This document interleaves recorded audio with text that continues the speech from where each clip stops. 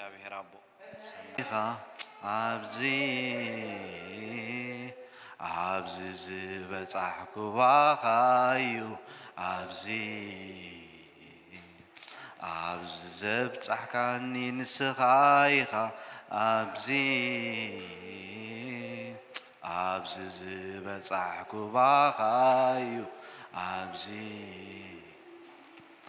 ኔናይ ጀሚረ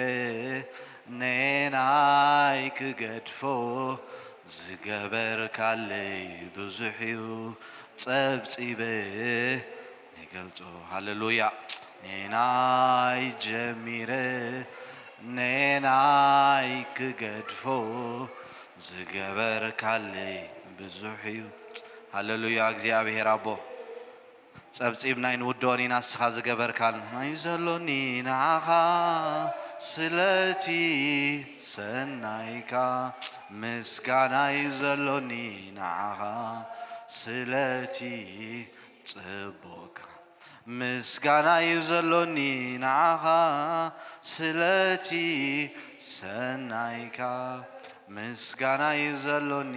ንዓኻ ስለቲ ጽቡቕ ሃሌሉያ ስለቲ ሰናይካ ሃሌሉያ ጽቡቕ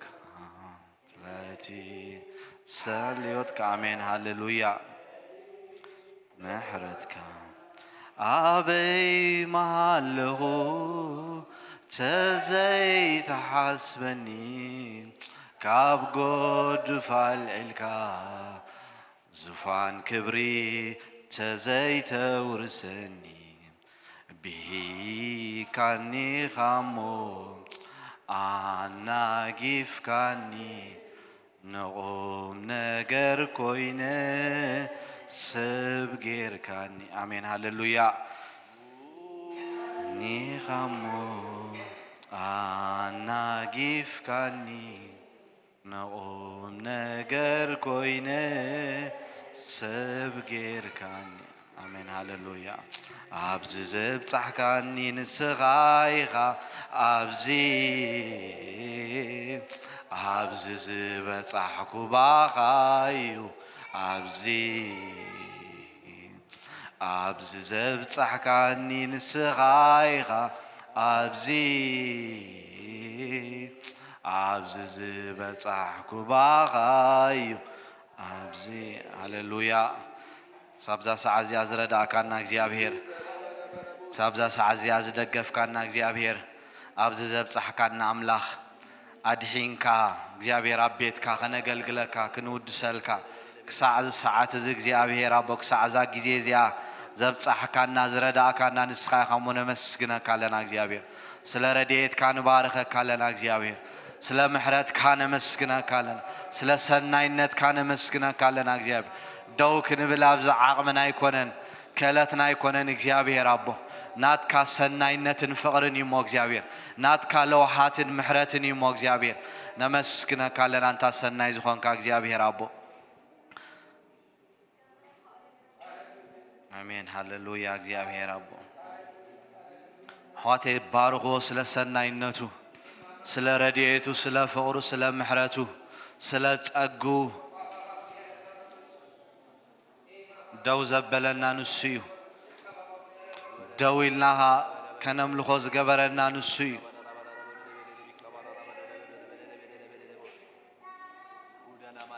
ተባረክ እግዚአብሔር አቦ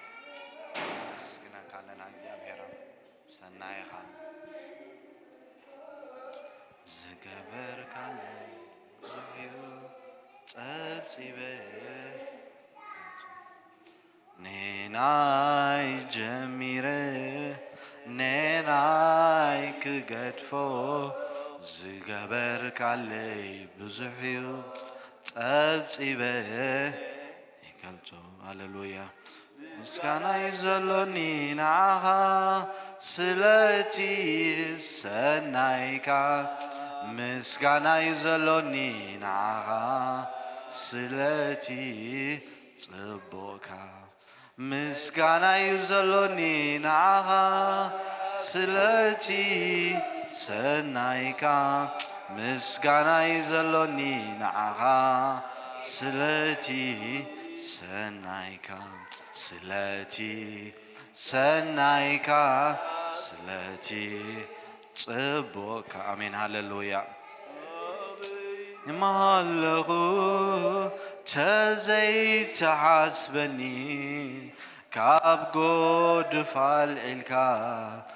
زفان كبري تزيت ورسني بيبي مالغو تزيت حسبني هللويا كاب قد فالعلكا زفان كبري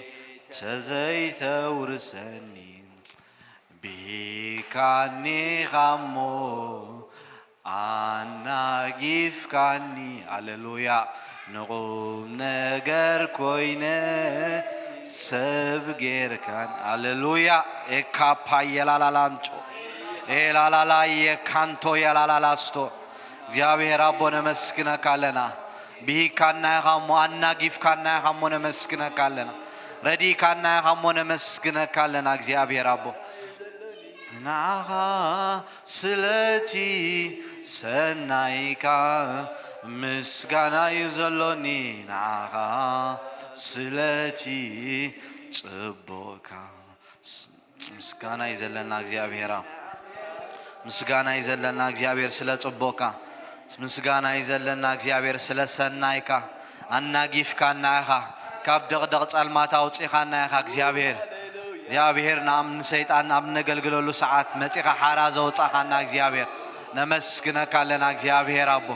ኣብ ጻልማቲና ንመላለስ ነርና አምላክ ሐቂን ፈልጠካኒና ነርና አናጊፍካና ያኻ ቢሂካና ያኻ ሞነ መስግነካለና እግዚአብሔር አርዑትና ሰበርካ መርገምና ሰበርካ ሓራ ዝገበርካና በሓርነት ክንመላለስ አቤትካ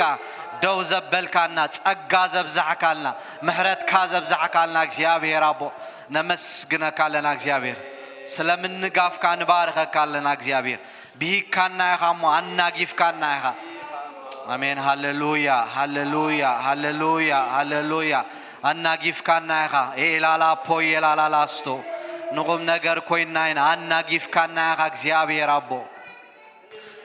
ኣብዚ ዘብጻሕካኒ ንስኻ ኢኻ ኣብዚ ዝበጻሕኩ ባኻ እዩ ኣብዚ ዘብጻሕካኒ ንስኻ ኢኻ ኣብዚ ዝበጻሕኩ ባኻ እዩ ኣብዚ ኔናይ ጀሚረ ኔናይ ክገድፎ ዝገበርካለይ ብዙሕ እዩ ጸብጺበ ይገድፎ ሃሌሉያ ኔናይ ጀሚረ ኔና ኤላላ ፓየላላላስቶ ዝገበርካለይ ብዙሕ እዩ ጸብጺበ ምስጋና ይዘሎኒ ናኻ ስለቲ ሰናይካ ምስጋና ይዘሎኒ ናኻ ስለቲ ጽቦቅ አሜን ሃሌሉያ ሃሌሉያ እግዚአብሔር ሰናይ ዝኾንካ ረዳይና ዝኾንካ እግዚአብሔር ጽቦቅ ተሐስበልና ንዓና ተሐስቦ ሐሳብ ሰናዩ ነመስግነካለና ስለ ሰናይ ሐሳብካ እግዚአብሔር አቦ ኤላ ፓየላ ላላንቶ የኪያስታ ኤላ ላላ ፖንቶ ሰናይ ሐስኻ እግዚአብሔር ረዲካኒ ኻሞ የመስግነካለሁ እግዚአብሔር አቦ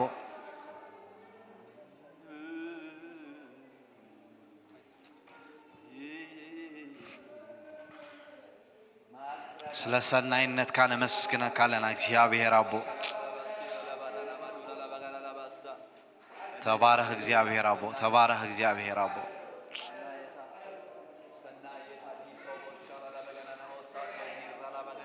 حجها سلا حمومات كنصلي ناسكا اما اكلنا زلو እግዚአብሔር تعنا خبون فوس خبون ابزصات እግዚአብሔር ታይልዎን ሙሴ አነ እግዚአብሔር አምላክኩም ፈዋሲ አምላክ ይሉ ናብ ግብጽ ሰደድኮ ሕማምና ባኹም አይክሰዶን ይሉ ፈዋሳ አምላክና ነምልኽ زفوس ناكلات كتعزخل كتصقن زخل እግዚአብሔር ما كلنا زلو حواتنا بكل ነገር ክሮዶም እግዚአብሔር بلبنا عند حسبنا نفلطم فوس እንዳበልና ክንጽሊና እግዚአብሔር አምላክና ፈዋሲኻ ኢድካት ዘርጋህ ናብደቅኻ እግዚአብሔር አቦ ፈውሲ በክርስቶስ ኢየሱስ ስም በወድኻ በክርስቶስ ሕማምና መርገምና አመስቀል ተወሲዲው በስምብራት ቁስሉ ተፈዊስኩም ይሁን ጽሑፍ እግዚአብሔር አቦ ቃል ካፍ ተፈዊስኩም ይዝብለና እግዚአብሔር አቦ ንጸልለና በክርስቶስ ኢየሱስ ስም ፈውስ ይሁን እግዚአብሔር አቦ ፈውስ ይሁን አብ ሕሙማት እግዚአብሔር አቦ አነ እግዚአብሔር ፈዋሲ ይዝበልካ አነ እግዚአብሔር ፈዋሲ ይዝበልካ ፈውስ ይሁን በክርስቶስ ኢየሱስ ስም بسمبرات ودخا كريستوس تفويسناينا نحمامنا ندخامنا ام مسقل صيروي بكريستوس ኢየሱስም ፈውስን እውጃለና ናበሕዋትና ጥዕናን እውጃለና ናበሕዋትና እግዚአብሔር አቦ ፈውስ ይሁን እግዚአብሔር ናይ መስበርቲ ልብ እግዚአብሔር ምጽጋን ይሁን ሕማም ዘበለ እግዚአብሔር ምፍዋስ ይሁን እግዚአብሔር አቦ ቃንዛ ዘበለ ናይ ርእስ ይሁን ናይ ሕቆ ይሁን ናይ እግሪ ይሁን ናይ ኩሉ እግዚአብሔር አቦ ናይ ልብ ይሁን ኩሉ እግዚአብሔር ሕማም ዘበለ እግዚአብሔር ንዓኻ ቀሊሉ እግዚአብሔር አቦ فوس እግዚአብሔር አቦ በክርስቶስ ኢየሱስ ስም ፈውሲ በክርስቶስ ኢየሱስ ስም እግዚአብሔር አቦ ፈውስ ይሕለፍ አብ ሕሙማት እግዚአብሔር በኢየሱስ ስም ፈውስ ይሕለፍ በኢየሱስ ስም ፈውስ ይሕለፍ በክርስቶስ ኢየሱስ ስም ፈውስ ይሕለፍ ንጸልለና እግዚአብሔር አቦ መርገምና መስቀል ተወሲዲው ሕማምና መርገም ተወሲዲው ሞትና መስቀል ተወሲዲው በክርስቶስ ኢየሱስ ስም ام مسقل كل ነገርና ተወሲዲው ወድኻ كل ነገርና ወሲዶ እግዚአብሔር አቦ ፈውስ ይሁን በኢየሱስ ስም حمام ዘበለ ይቀንጠጥ حمام ዘበለ ካብዝብኻ ይልዓል መርገም ዘበለ ካብዝብኻ ይልዓል ድኻም ዘበለ ካብዝብኻ ይልዓል حسابካ ዘይምርዳ ዘበለ ካብዝብኻ ይልዓል በኢየሱስ ስም ዘይጽብቕ ዘበለ ነገር ካብዝብኻ ይቦንቆስ ካብዝብኻ ይልዓል በኢየሱስ ስም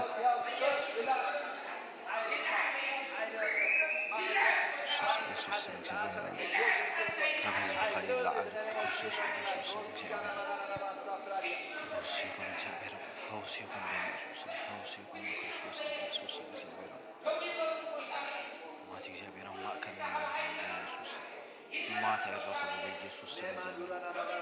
فوز إتكات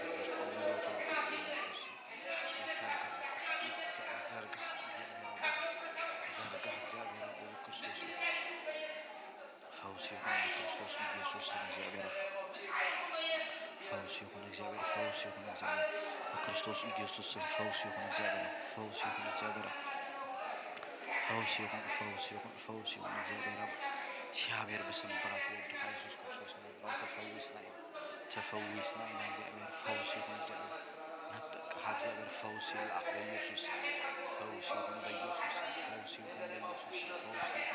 ፈውስ ይሁን በክርስቶስ ኢየሱስ ስም እግዚአብሔር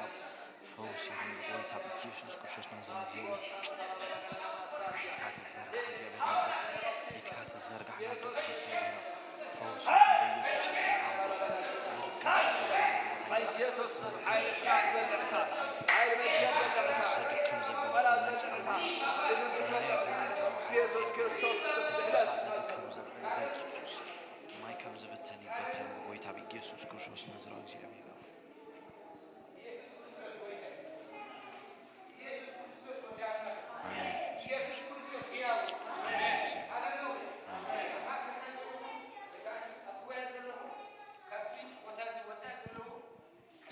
حتنا كلهم عند حسبنا تسينا خنصلينا حمام እግዚአብሔር كردي እግዚአብሔር مسك تدلع الكل على كلنا خنتسينا كبرنا املاك يكون هاليلويا እግዚአብሔር ይመጽ ስካ አይብለን እስኮምጎል እግዚአብሔር ይመጽ ስካ አይብለን هاليلويا መንፈስ እግዚአብሔር ክናቃነ ኮሎ ናና ከሰራስረና ይኮን እግዚአብሔር መስከ ንዕዮ ይንቀሳቀስ መንፈስ እግዚአብሔር ንምጣይ ይንቀሳቀስ መንፈስ እግዚአብሔር ንምልዋጥ ይንቀሳቀስ መንፈስ እግዚአብሔር ዘሰገረ ዘበለ ሁሉ ወደቅ ይኽብርና አምላክ ይሁን ኩልና እንደ ሐሰብና ንሕዋትና ንአሓትና እንፈልጦም በዛ ሰዓት እዚያ እግዚአብሔር መስከ ሃሌሉያ نقولتش حاونا حزنا خا خنصلينا كبرنا أملاك يخون تسبيح حوي لو منكو خم إلى مستزاربنا أوش تيجي لنا جاري فاسيس وزابير مسكن لو مبتعنا خوني أملاك مسكن نفلتهم كلهم زابير مسكن أما كلنا دلهم كزوات زلهم كساقسو زي كلو أبدك يسوم زلوا أبو هسبيتال زلوا بخنينا بمكاني تنزل كساقسو عند حسبنا خنصلينا أملاك مسكن كلنا دونا نزرقه نايك زابير منفس كعيك زابير مسكن زتعي نايك زابير منفس ترى حواته زتعي ملوت عنا زب زابير مسكن ننجرات كم زي نبرز قبر نايك زابير منفس ترى أنا نصاتكم من ممكن قبرين خلينا كن إزاز كلنا قلنا أملاك مسكن منفس زابير إنكساقس منفس زابير يعي اتخاف قمتي هاللويا اتخاف قمتي حسكم متاهم كله زابير مسكن حجي أبزن دايك خوني لهم أبي أسمع عرف حمشتت قدرة شعتك زافير مسكن لو متزافير مسكن منفسه وقدرة خوني منفسه ومودع خوني منفسه ومتعيك خوني زكتها تلزبله كل دو كبلي ونايت زافير منفس دو كبلي يداونا نزرقه هاللويا زافير أملاخنا نتصل لنا لو مخو قررت لو خد قرصك زافير لو مخو لدى لو خد عليك زافير لو مبقوي تابا يسوس كروسوس منفس كاخن كزانا سانا يتصل له منفس كاخايك زافير أنا يتصل له تحيا ويتيد كاك زافير أبلي لقدسان كزنبي أبلي لقدسان زافير أبو متعيك خون بيسوس نقولتش حاونا حزنا نبغى نقرب لنا نأخبرت حفتنا حزنا نبغى نقرب لنا نقول لهم إن فلتم زين فلتم حزنا نبغى نقرب لنا حجك زافير أوش تم تعيخونك زافير منفس كاك زافير أبو بيسوس كرسوس يدهس الصوم زافير منفس كا يدهس الصوم زافير منفس كا بدد يبلغ زافير زقن زوم زبل حجة ساتيبل بزي ملكت كلك غنزوز لنا بزي ملكت يلقى بيسوس بزي ملكت يلقى بيسوس بزي ملكت يلقى بيسوس بيسوس كرسوس جماعة توم يفتح بيسوس كرسوس مدنتاتهم كله يفتح منفس كا زافير أبو يدهس الصوم منفس كا يدهس الصوم زافير منفس كا يدهس الصوم زافير يسوس كرسوس قويتاي زرين زيرين نعو قليلك زافير مسكن زرين زيرين نحنا نفلطون زي نفلطون نعو قليلي أوشتنا دلو حكاي من فلطاتن زيري ونعو قليلي دفطرك زافير كتحيو نعو قليلي متعيك قبريك زافير ملكتك قبريك زافير مسكر الناس تفوسها نابز بيت الزخوي حزان نبلن له منفسك زافير آمين كبرنا أملاك يخو زافير أملاكنا نمسكنك سلهلونا خاتمسك نعخدلينا زافير أما أكل كاب كدمي خادويلنا لنا موجيتا زبروخ منفسك زافير أي فلينا كببنا بمنفسك كغنع زلوا أغنع يك زافير كتصبغ زلوا تصبقك زافير كستغاخل زلوا استغاخل لك زافير وأملاخ ددخل خبرتي زلوا أبرتي زافير وأملاخ بيسوس كريستوس نعخينا نتصبه نعخينا ندلك زافير تنفاسنا زافير أبيتك نهوتنا محدار السخاخ زافير وأبو بيسوس كريستوس لو مخيتة تنكفت زافير كي بتح كان زافير كي دحسس كان زافير كي لوت كان زافير وأملاخ كاب كدمي خاخين في اللك زافير أبو ترد أنا تصل له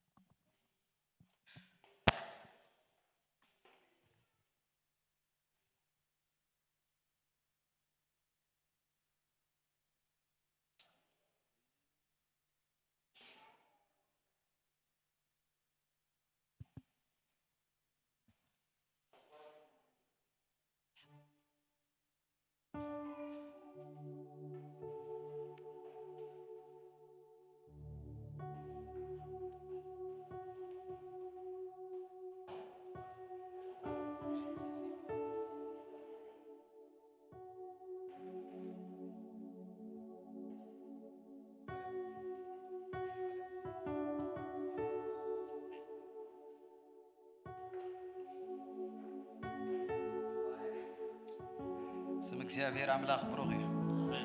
ስም አምላክና ብሩክ እዩ ስም ተዘፍቀረና እግዚአብሔር ብሩክ እዩ ሃሌሉያ ንዘላለም نبرخت غيركايو إخامو أبقد ميخا بدستا حقوس كاي بالنجزيا بيركال نزل عالم نبرخت استوفي حزبي نزل عالم ننجزيا بهير حساب استوفي حزبي بحبرت كملخ كله أملاقنا باه يبلو مال يبرن نجزيا بيريخون لما عند حقوس نجزيا بهير كنملينا حقوس نجزيا بهير كنملوينا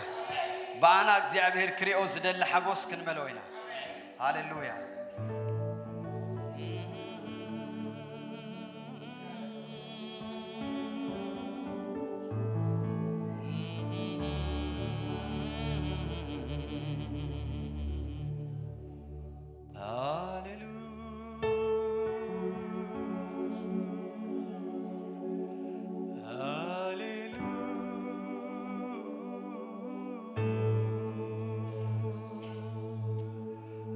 بخبر بزبيت تملالس እግዚአብሔር በህልውና ኻብ زبيت ተመላለስ እንሆ ንህዝብኻ እንሆ ኣብ መቅደስካ ኸቢርካ ምን ትኽትረእስ ሎሚ በኽብር ተመላለስ ጽማዕትና ንሱ እግዚአብሔር ድሌትና ንሱ እግዚአብሔር ባህግና ንሱ እግዚአብሔር አምላክ በዝ መንፈስ ዝኾይና እስኪ ለትዝልውጥ መንፈስ ክንጸባበይና مالا بغدا بدا بدا بوسك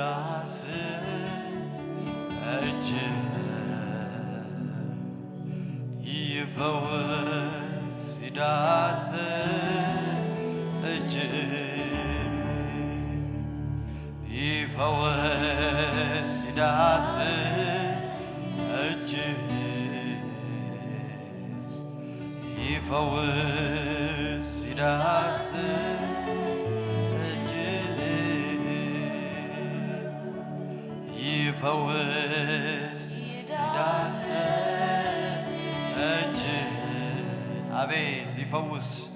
ይፈውስ ይዳስስ ይፈውስ ደልሰብስኪ ይፈውስ ይዳስስ እጅ ይፈውስ ይዳስስ እጅ ይፈውስ ይፈውስ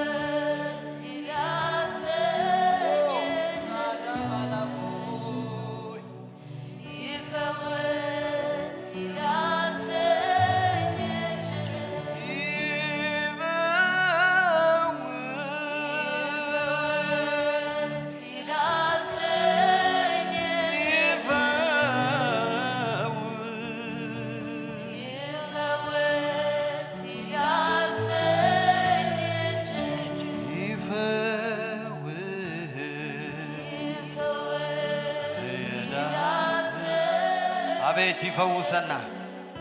አቤት ናይ እግዚአብሔር መልአክ ኣብ ዝቤት ክግለጽ አቤቱ ናይ ዘላለም መልአክ ኣብ ዝቤት ክግለጽ ናይ ዘላለም ክብር ኣብ ዝቤት ክግለጽ ሰማያት ዝኸፍት ናይ እግዚአብሔር ህልውና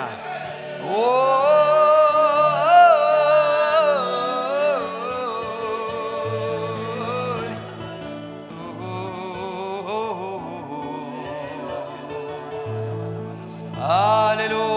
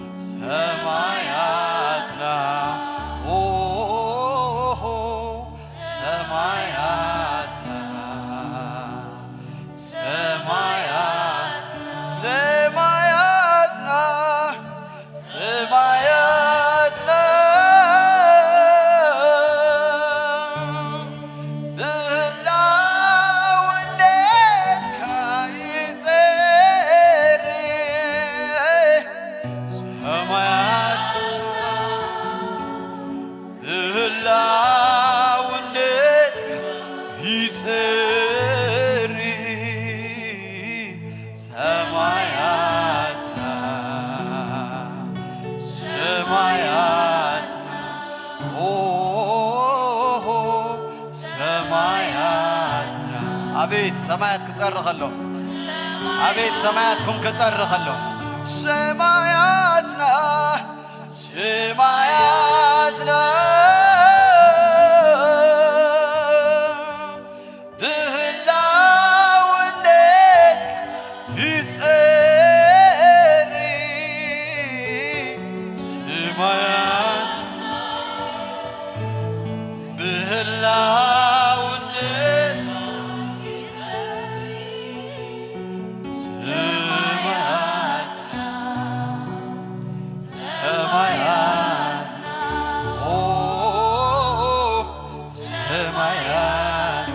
أبيت سمايات قبائل بحد الزمبروسكي سماياتنا سماياتنا إلا وليتك يتسري سماياتنا إلا وليتك يتسري سماياتنا سماياتنا سماياتنا سماياتنا عيراتنا عيراتنا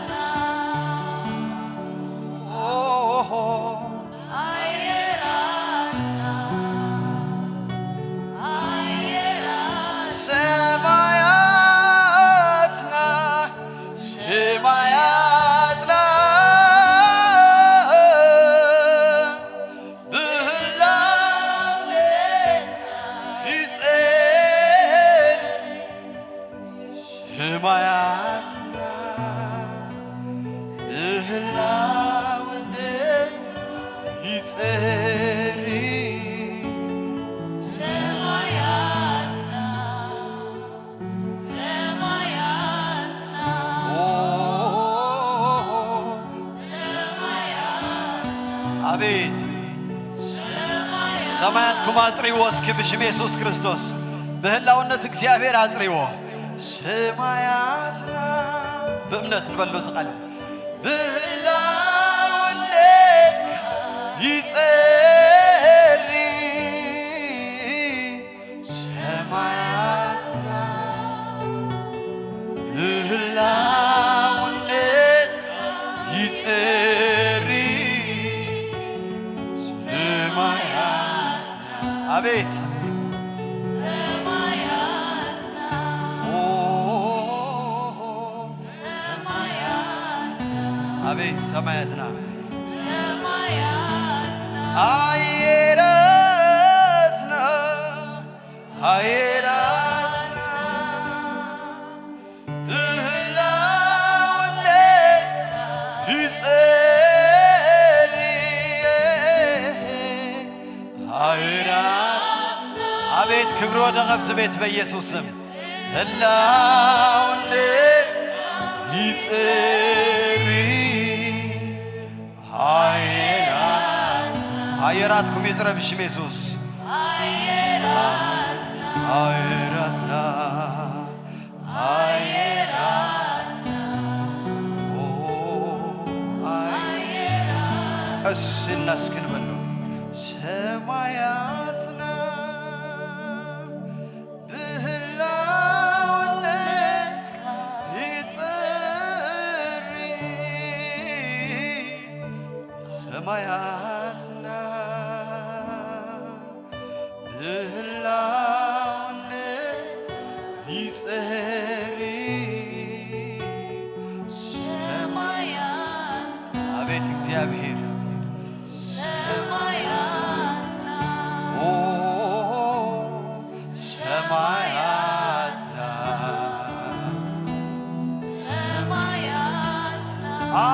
አየራትና አየራትና ብላው እንዴት ይጸሪ አየራትና ብላው እንዴት ይጸሪ አየራትና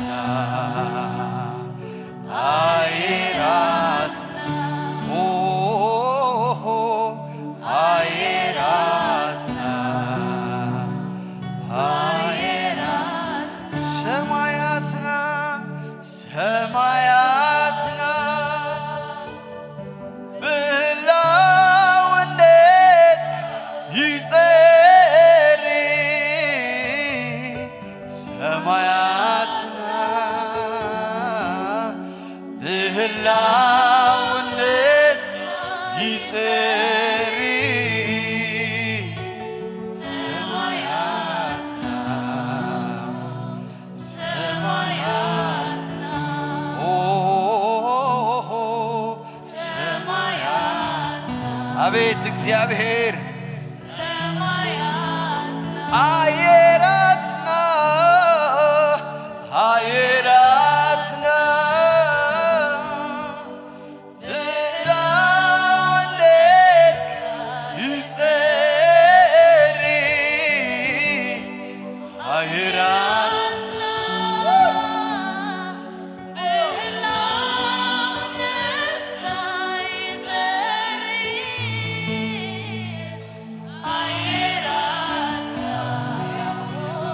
Diabos.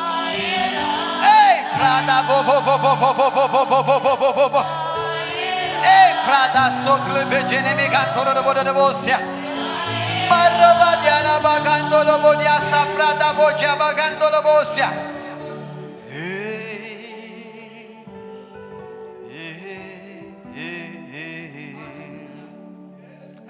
ኧረ ኢየሱስ ጌታዬ ሰማያት በክብር እግዚአብሔር ይጸልይ ሰማያት በኃይል እግዚአብሔር ይጸልይ ሰማያት በስትንፋስ እግዚአብሔር ይጸልይ ሰማያትኩም ይጥረ በኢየሱስ ሰማያትኩም ይጥረ በኢየሱስ አየራትኩም ይጥረ በኢየሱስ አየራት ዝቤት ይጥረ በኢየሱስ ሰማያት ዝቤት ይጥረ በኢየሱስ ኃይል ዝቤት ይጥረ በኢየሱስ ራይ ዝቤት ይጥረ በኢየሱስ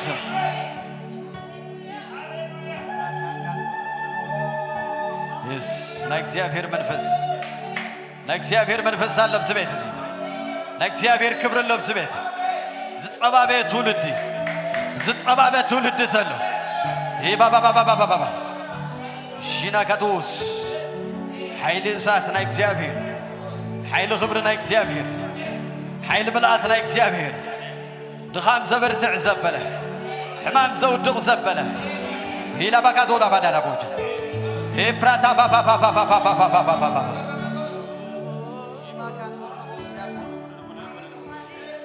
አቤት እግዚአብሔር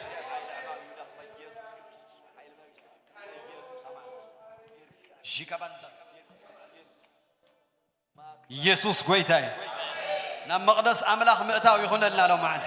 ናብቲ ቅድስተ ቅዱሳን ብትብዓት ምእታው ኮይንልና ሎ ማዓንቲ እስከ ተፈቲሕና ክንምልኽ ኢና ሺባባባባባባባባባ ኦ ራዳ ባጎላ ባቺና ማጋቶላ ባስ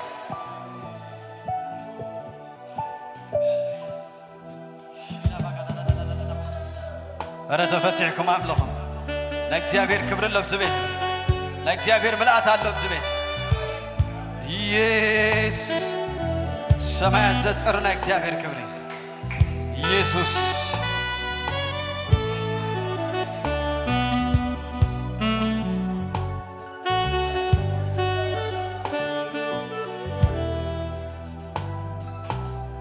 ከአትዌ በመስጋና ናመቅደስካ أبصحيلهم مسكنها بأتوين مسكن نام مقدسك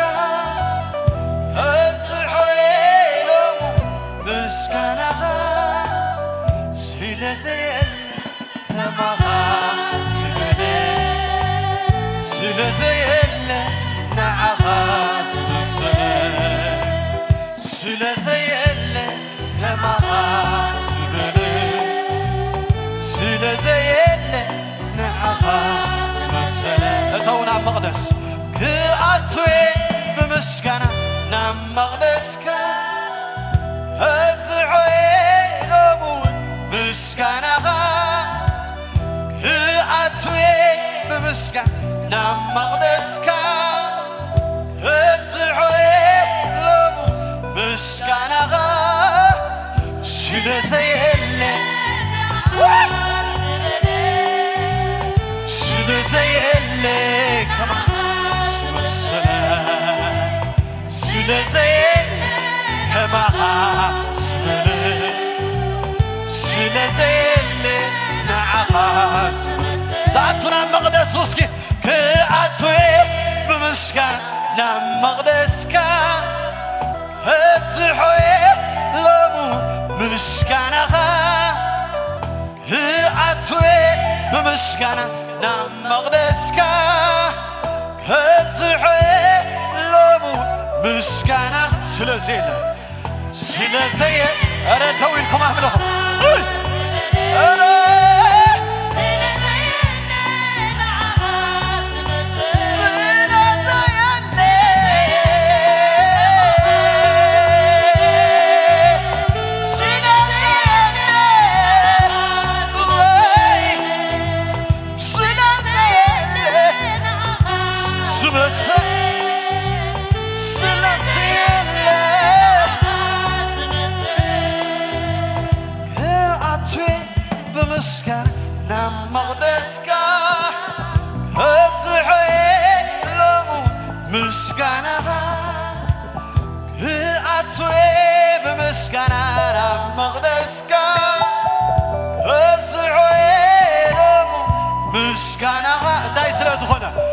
ስለዘየለ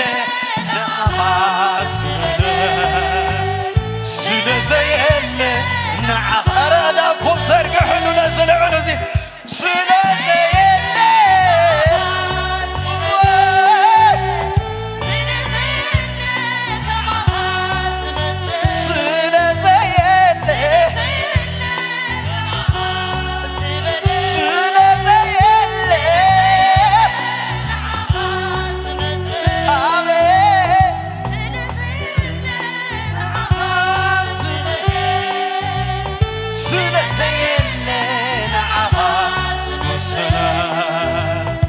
መቕደስካ ይብላዓዮ ምስጋናይ ምስጋና መቕደስካ ይብላዓዮ ኣምልኾይ ኣምልኾ ኣቤት ኣሎ መቕደስካ ይብላዓዮ ምስጋናይ ምስጋና መቕደስካ ይብላዓዮ ኣምልኾይ ኣምልኾ መቕደስካ መቕደስካ ይብላዓዮ ምስጋና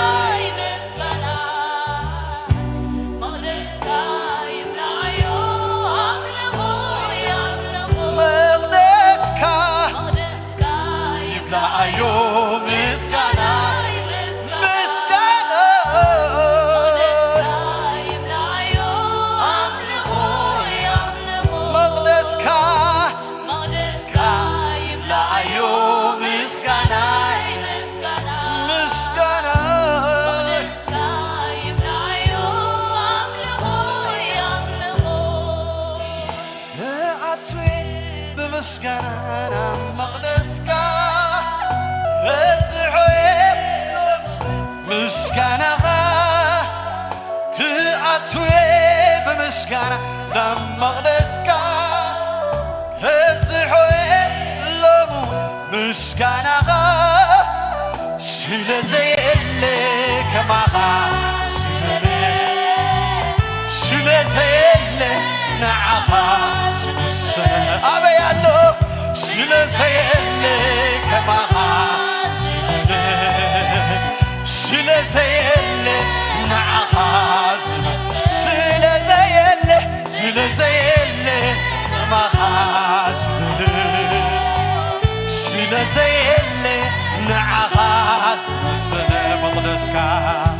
مقدسك يملأ يوم مسكناي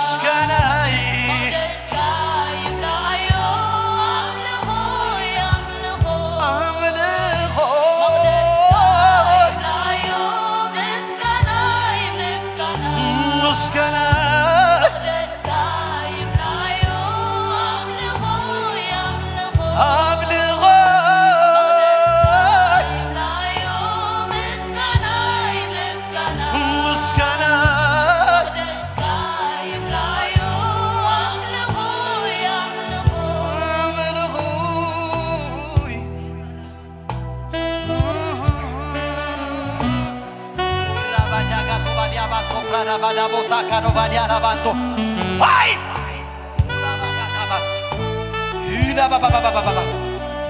አቤት አቤት አቤት አቤት ለመቅደስ አምላክ ዛት ወለደው ስሜት አለው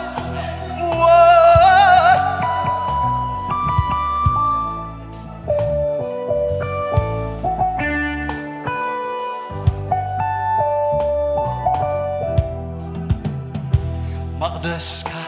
ይላአዮ ምስጋና ኧረ ዘብህግ መስዋዕት ዕጣንና በእግዚአብሔር ይተወሉ ይላአዮ አምልኮይ ዕጣንኑ ይላአዮ ምስጋናይ ምስጋናይ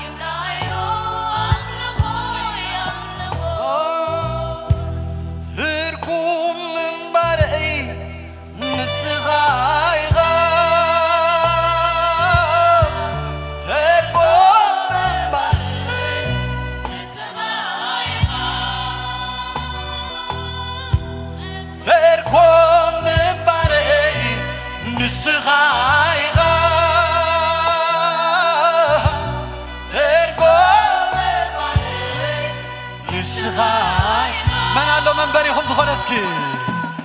መንበረይ እትዮሳለኻ መንበረይ እትዮሳለኻ መንበሩ ዝፈተወ ሰብ ተሎ እትዮሳለኻ መንበረይ እትዮሳለኻ ኧረ መንበሩ ዝፈተወ ሰብ እትዮሳለኻ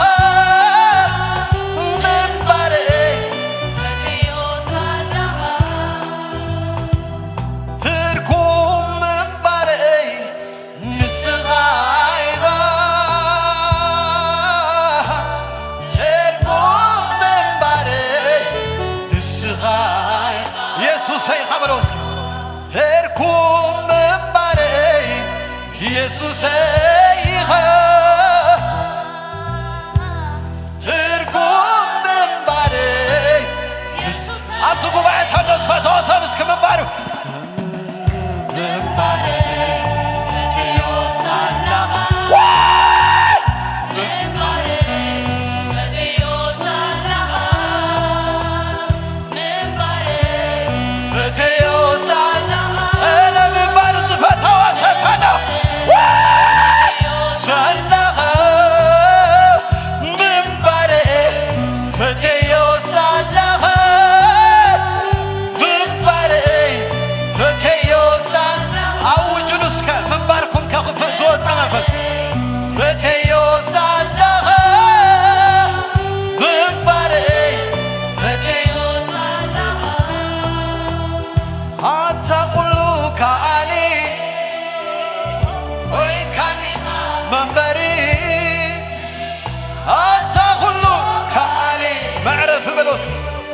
እንካኒኻ መዕረፊ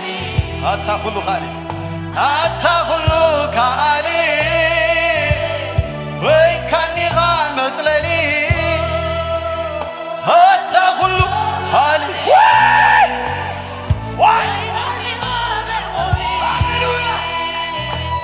ሰላለማውያን ቀናጽንካ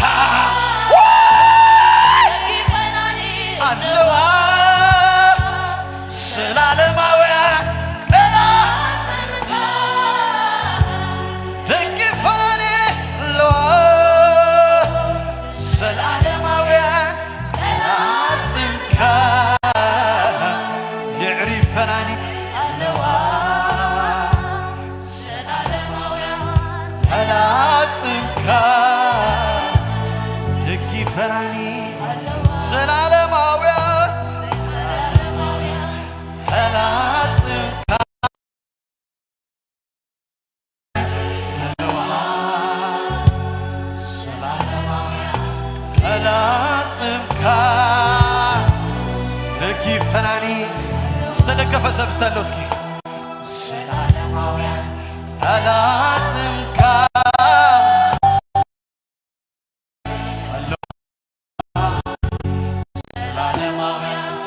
ቀናጽንካ ደግፈናኒ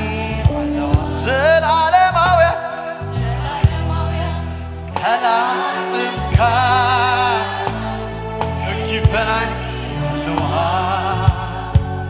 ዘለዓለማውያን ቀናጽንካ ደግፈናኒ ኣለዋ ጎይታ ዘለኻዮ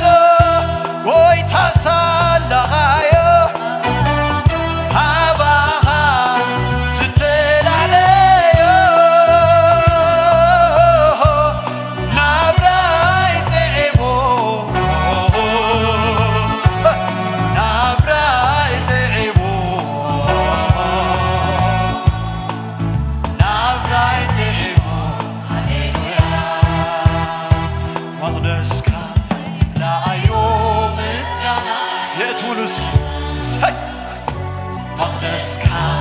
ላዮ ኣምልኾይ ኣቶ ንዕዘንሎ መቅደስካ ላዮ ምስጋናይ ምስጋና ኣበይ ኣሎ መቅደስካ ላዮ ኣምልኾይ ዕጠንሉ መቅደስካ ላዮ ምስጋናይ ምስጋና ኣቤት ኣቤት ኣቤት መቅደስካ ላዮ ኣምልኾይ መቅደስካ መቅደስካ ላዮ ምስጋናይ መቅደስካ ላዮ ኣምልኾይ ኣቱየ ብምስጋና መቅደስካ እብዝሖየ ለሙን ምስጋናኻ ኣቱየ ብምስጋና መቅደስካ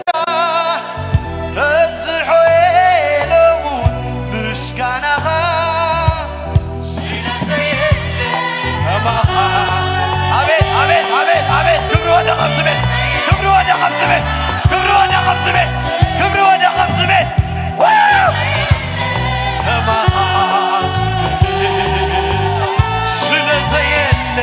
ንዓኻስ ስለዘየለ ስለዘየለ ከማኻስ ስለዘየለ ንዓኻስ ስለዘየለ ስለዘየለ ከማኻስ ስለዘየለ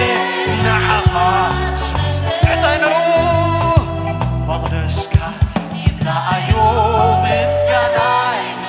ኣበይ ኣሎ ዕጣንኩም መቕደስካ ይብላዓዮ ኣምልኾይ ኣምልኾይ መቕደስካ ይብላዓዮ ምስጋናይ ምስጋናይ መቕደስካ ይብላዓዮ ኣምልኾይ ኣምልኾ ተርጎም ምንባረይ ንስኻ ኢኻ ተርጎም ምንባረይ ንስኻ ኢየሱሰይ ትርጉም ምንባረይ ኢየሱሰይ ኢኻ ትርጉም ምንባረይ ኢየሱሰይ ኧረ ምንባር ዝፈትሖ ሰብ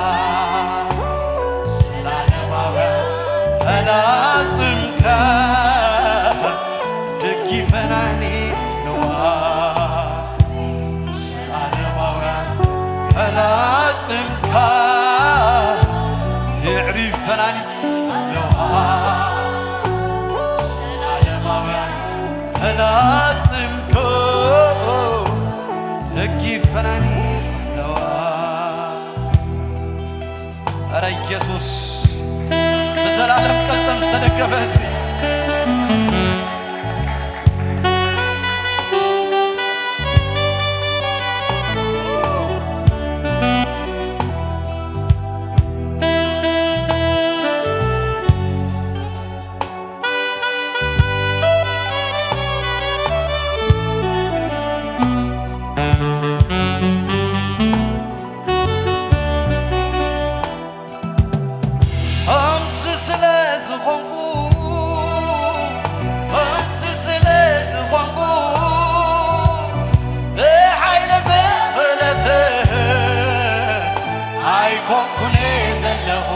بمحرة عبامله بمحرة عابي عمله تنبرني اللغة اللبي كوينو اللغة تنبروا همز سلاز خوانكو بلوسكي همز سلاز خوانكو بحيل بخلته كون زلو بمندا بمحرة عابي عمله تفبرني قلبي كوينو علوه كابرو تدقف عبت الزلالماوي ፈላጽምካ የዕሪፈናኒ ኣለዋ ፈላጽምካ የኪፈናኒ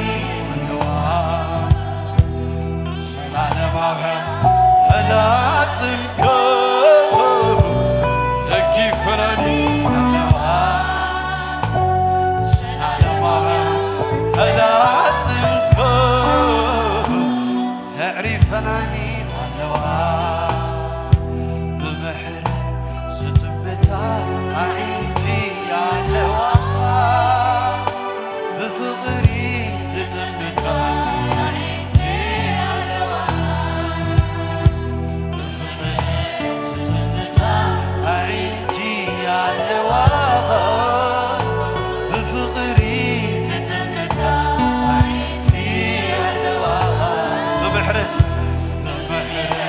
ዝጥምታ ኣዒንቲ ኣለዋ ብፍቕሪ ዝጥምታ ኣዒንቲ ኧረ ብምሕረት ዝጥምታ ኣዒንቲ ኣለዋ ብፍቕሪ ዝጥምታ ኣዒንቲ ኣቤት ምሕረቱ ብምሕረት ዝጥምታ ኣዒንቲ ኣለዋ ብፍቕሪ ዝጥምታ ኣዒንቲ ኣቤት ምሕረት ዝጥምታ ኣዒንቲ ኣለዋ ብፍቕሪ ዝጥምታ ኣዒንቲ ኣቤት ምሕረት ዝጥምታ ኣዒንቲ ኣለዋ ኣቤት ምሕረቱ ብፍቕሪ ዝጥምታ ኣዒንቲ ምሕረት ዝጥምታ ኣዒንቲ ኣለዋ ብፍቕሪ ዝጥምታ ኣዒንቲ ብምንታይ ዝጥምታ ኣዒንቲ ኣለዎ ብምሕረት ዝጥምታ ኣዒንቲ ኣለዋ ብፍቕሪ ዝጥምታ ኣዒንቲ ኣቤት ብምሕረት ዝጥምታ ኣዒንቲ ኣለዋ ብፍቕሪ ዝጥምታ ኣዒንቲ ኣለዋ ኣቦ እንዲኻ ኣቦ እንዲኻ ኣቦ ፍቕሪ ኣቦ እንዲኻ ኣቦ ምሕረት ኣቦ እንዲኻ ኣቦ ፍቕሪ ዘይትድሪ ኣቦ እንዲኻ በለው እስኪ እንዲኻ ኣቦ ፍቕሪ ኣቦ እንዲኻ ኣቦ ምሕረት ኣቦ እንዲኻ ኣቦ ፍቕሪ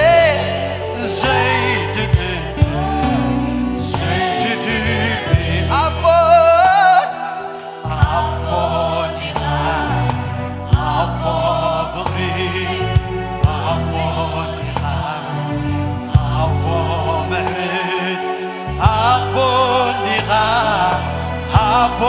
ፍቕሪ ዘይትድሪ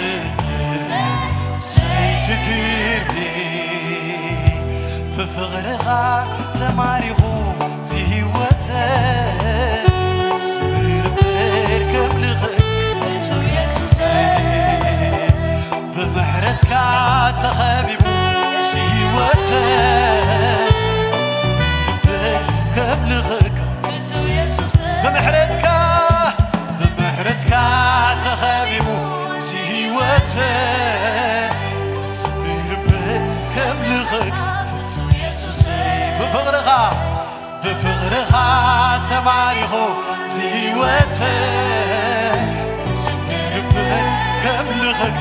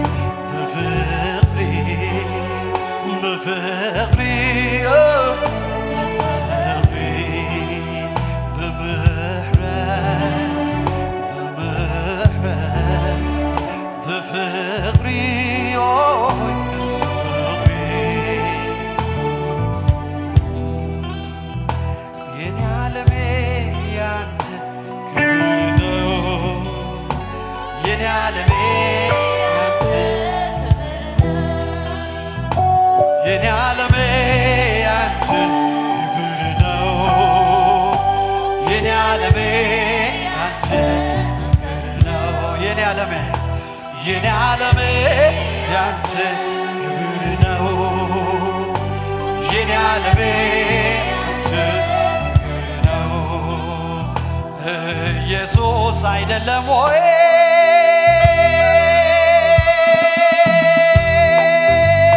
በዘመኔ ሁሉ ውበት በስራዬ ደግሞ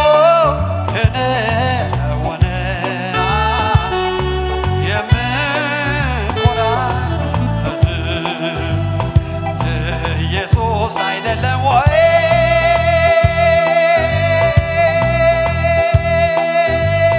በነገሬ ሁሉ ውበት በስራዬ ደግሞ ከነወነ የምኮራበት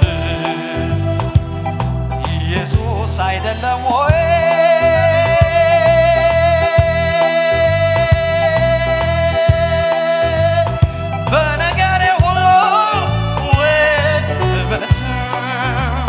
በስራዬ ደግሞ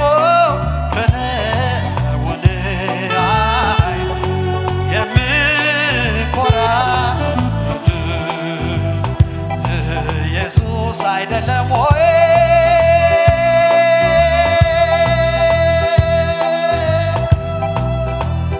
በነገሬ ሁሉ ውበት በስራዬ ደግሞ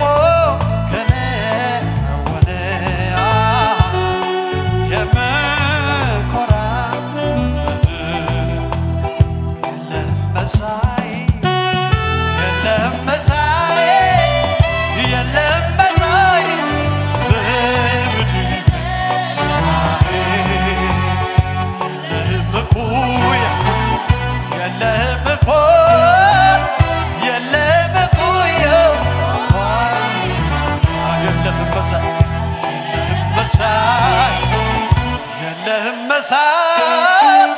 የለህም መሳይ በምድር ሰማይ የለህም መኩሪያ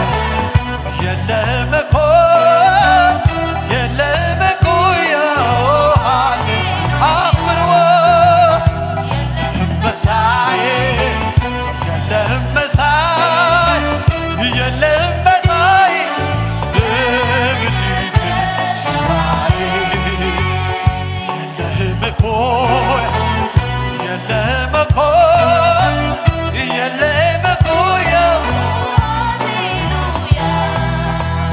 የምህረት መገለጫ ምልክቶ ማለምሻ ያን እውነቱ አልተቆለፈም ይቅርታ ደጆ ዛሬም ይራራል ያመን በልጅ የምህረቱ መገለጫ ምልክቱ ማይለምሻ ያለ በእውነቱ አልተቆለፈም ይቅርታ ደጆ ዛሬም ይራራል አመን በልጁ ወደድኩህ እንደገና ወደድኩህ እንደገና ወደድኩህ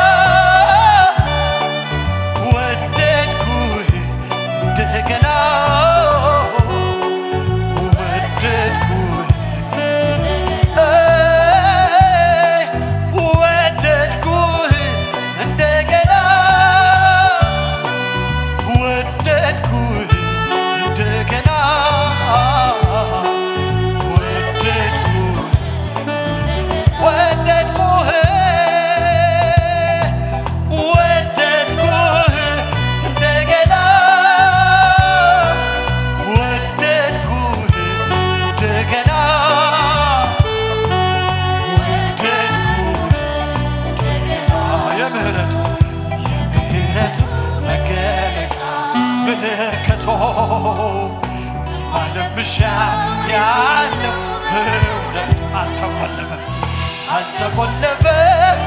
ይቅርታ አደጆ ሳይራ አመ በልጆ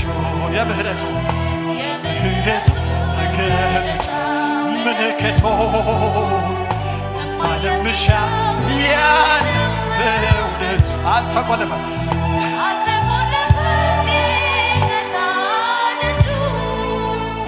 ሳይራ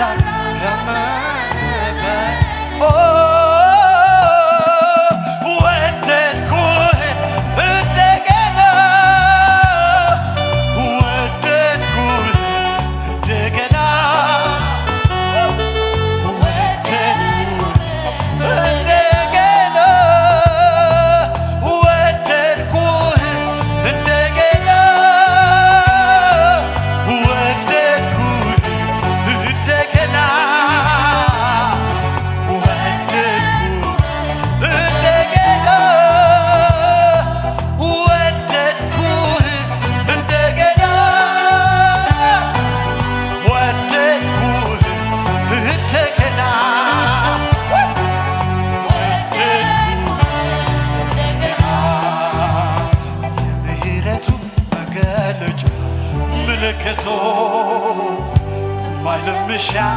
ያን በእውነቱ አልተቆለፈ ይቅርታ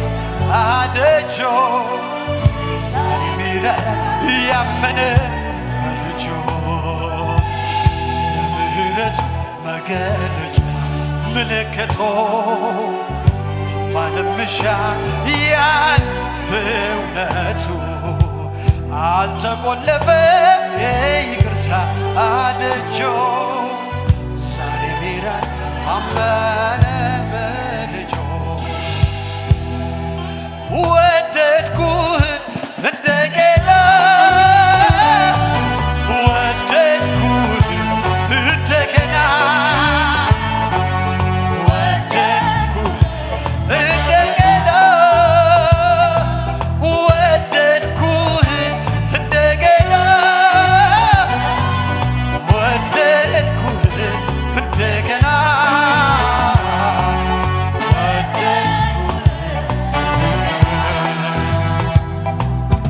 ኧረ ኢየሱስ ጌታዬ እልልታና ቃይትነትን እልልታና ቃይትነትን እልልታና ቃይትነትን ሃሌሉያ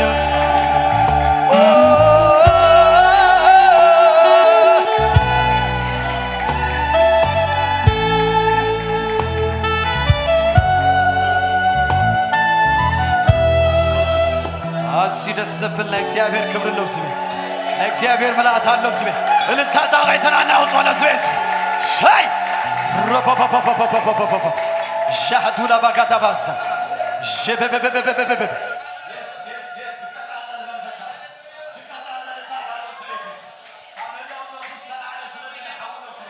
ዝነድድ ሓውሎም ስሜት ዝነድድ እሳት አለው ስሜት ዝነድድ ክብር ለው ስሜት አይ እልልታና ቃይትናና ወጣ እልልታና ቃይትናና ወጣ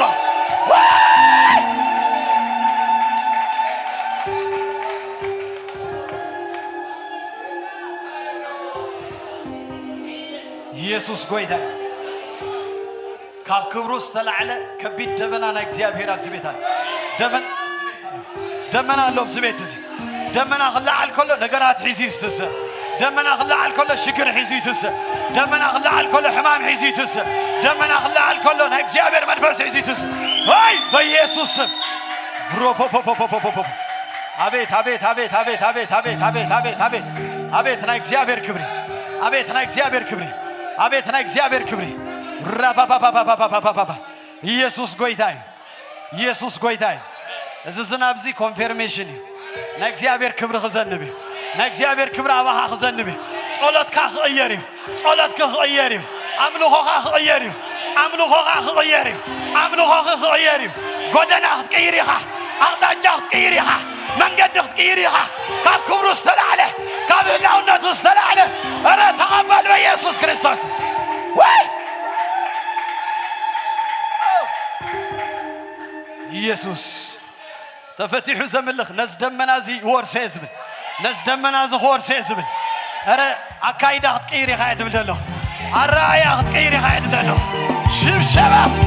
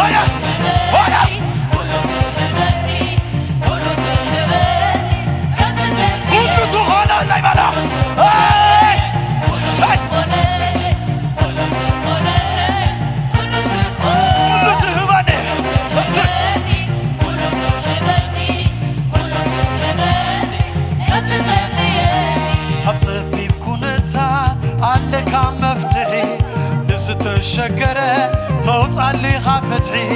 عبتي رقرق سلمان تخون برهان بربادنا موتك توسخونني توسخونني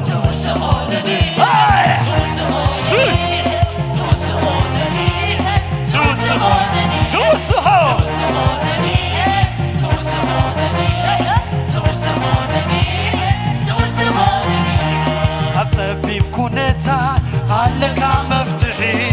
نستشكره توصل لي خافتحي عبتي رقرق سلمان تخون برهان بربادنا موتك توسخونني وانا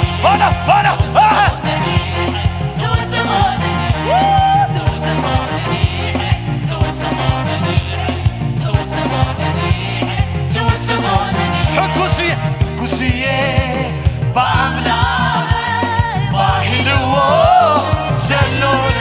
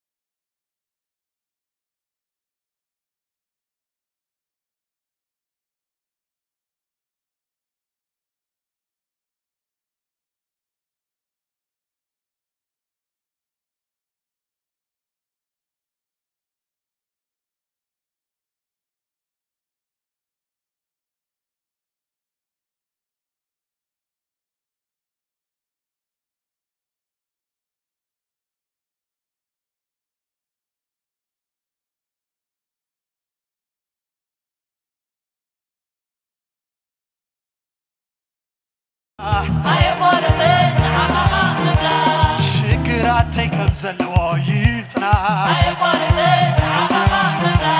ጸገማተይ ከም ዘለዎ ይጽና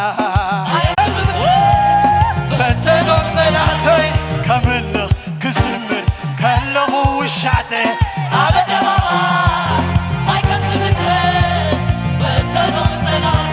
ክዝምር ክሽብሽብ ከለኹ ውሻተ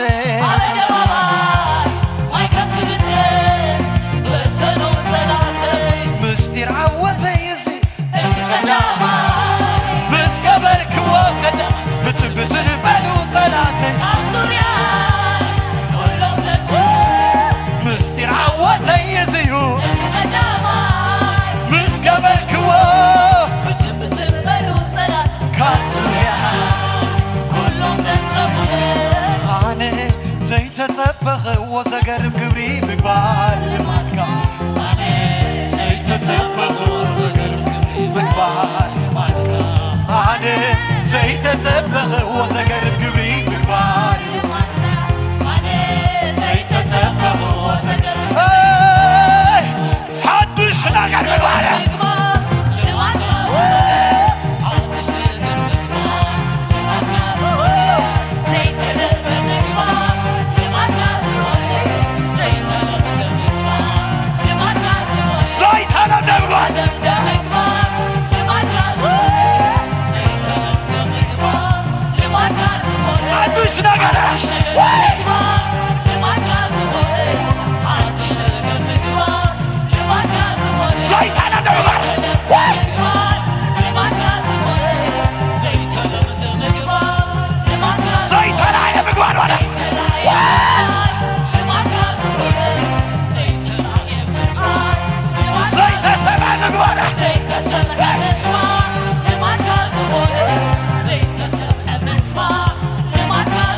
ዘይተራየ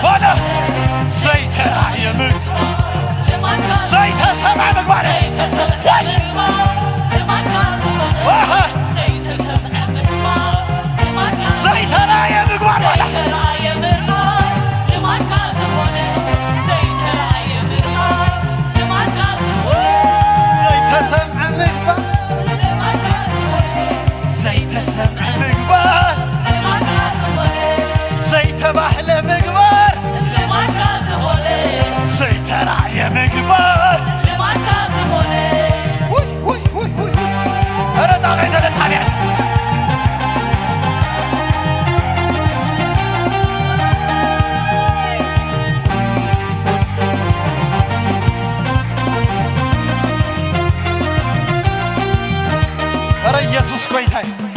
ኢየሱስ ጎይታይ ኢየሱስ ጎይታይ ዝኽብር እዚ ኣባኻትኩም ብዕጽፊ ይውረድ ዝኽብር እዚ ኣባኻትኩም ብዕጽፊ ይውረድ ዝቕባእ እዚ ኣባኻትኩም ብዕጽፊ ይውረድ እዚ ሓይሊ እዚ ኣባኻትኩም ይገለጽ እዚ መቕደስ እዚ ኣባኻትኩም ይገለጽ እዚ ብርሃን እዚ ኣባኻትኩም ይገለጽ ኧረ ኢየሱስ ጎይታይ ኧረ ኢየሱስ ጎይታይ ካብዚ ቤት ምውፃእ ኣይከኣልን ኢሎም ማለት ኧረ ኢየሱስ ጎይታይ ኧረ ኢየሱስ ጎይታይ ኧረ ኢየሱስ ጎይታይ ክብር ለእግዚአብሔር ይሁን ሰማያትና ብህላው ይጸሪ ሰማያት አቤት አቤት አቤት አቤት ብህላውነትካ ይጸሪ ሰማያት ሓዊ ውረድ በኢየሱስ ሰማያት ነው ብህላውነት ይጸሪ ሰማያት አቤት አቤት አቤት አቤት ብህላውነት ይጸሪ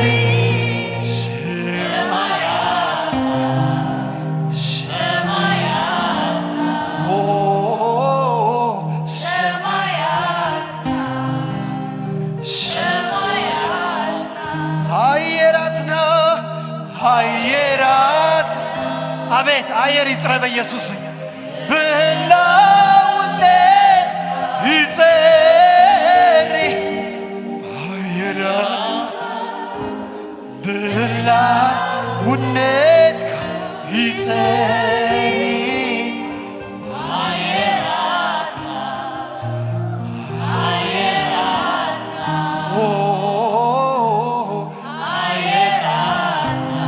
ጉባኤ በሓደ በለው እስኪ ሰማያትና ሰማያትና ብህላውነት ይጸሪ ሰማያትና ብህላውነት ይጸሪ ሰማያትና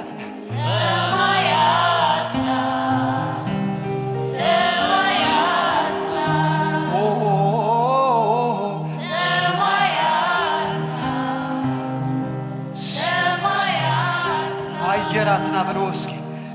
አየራትና ብህላውነት ይጸሪ አየራትና ብህላ አቤት አቤት አቤት አቤት አቤት አቤት አቤት አቤት በኢየሱስ በኢየሱስ ሰማያትኩም ጸሬ አየራትኩም ጸሬ ሃሌሉያ አቤት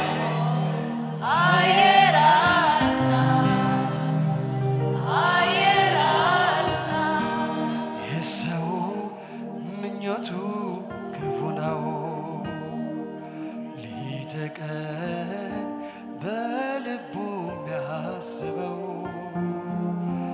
ዓይን ከማየት አይጠግብ ጆሮ ከመስማት አይሞላ እኔ ግን ክብርን ማየት ነው ጥማቴ ክብርህን ማየት ነው ጉጉቴ በዚች ምድር ሳለች ሕይወቴ እኔ ግን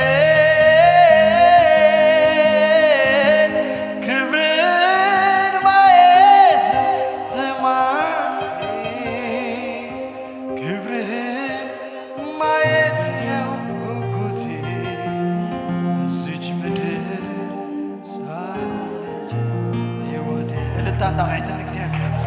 ጌታ ይባረክ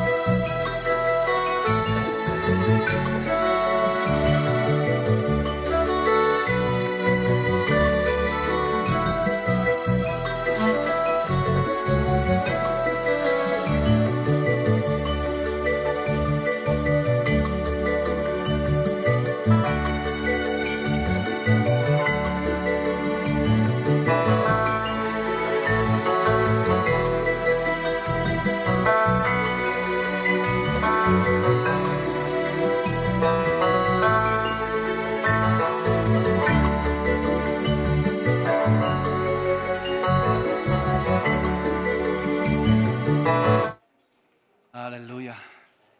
كبرنا أملاح يخون كبري نتي سماين مدرن فترة قويتها يخون هاللويا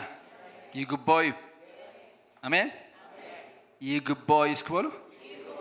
أملوخي يقبوي سجدته يقبوي كم بتاعي كعندنا اللون يقبوي هاللويا كبرنا شو يخون أب جبرهارات مراف عصر شديشته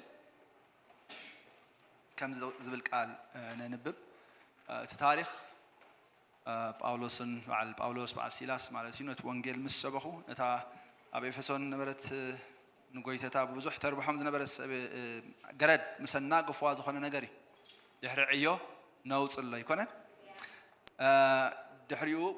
تغريفم دحري نوح اسقا معلتي مالتي موداتو ناب اسر بيت تدربيم مالتي فرق لايتي مسكونه دمايلو امين فرق لايتي مسكونه كوغروم رمو اي مرصون امين تايدا دمصوم ناب املاح العلم فرق لايتي مسكونه دما باولوسن سيلاسن املاح ان لمنو بزيما يمسغنو نبرو توم اسراتكا يسمعوم نبرو امين دحري تايلو دنگت امين بدنگت هاللويا نا እግዚአብሔር መንፈስ አብዘሎ ድንገት ምን ንቅና ይኸውን ያምላኽ መስገን አሜን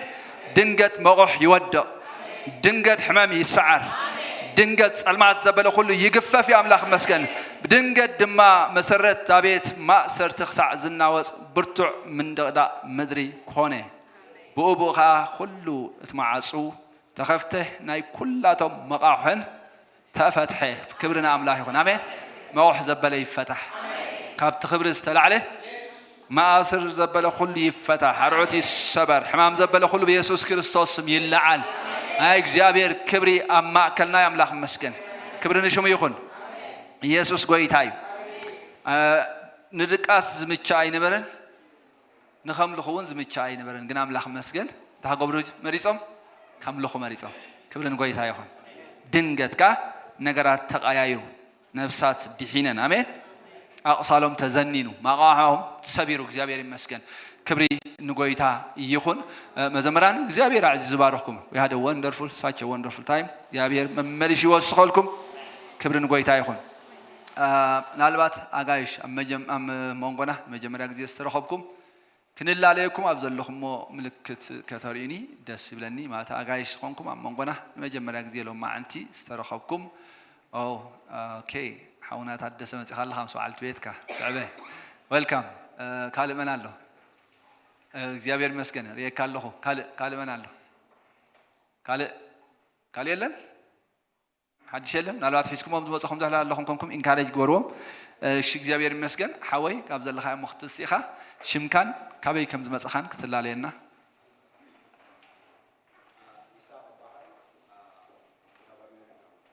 إيسا كاب أمريكا يابير مسكن حواتك أتصيو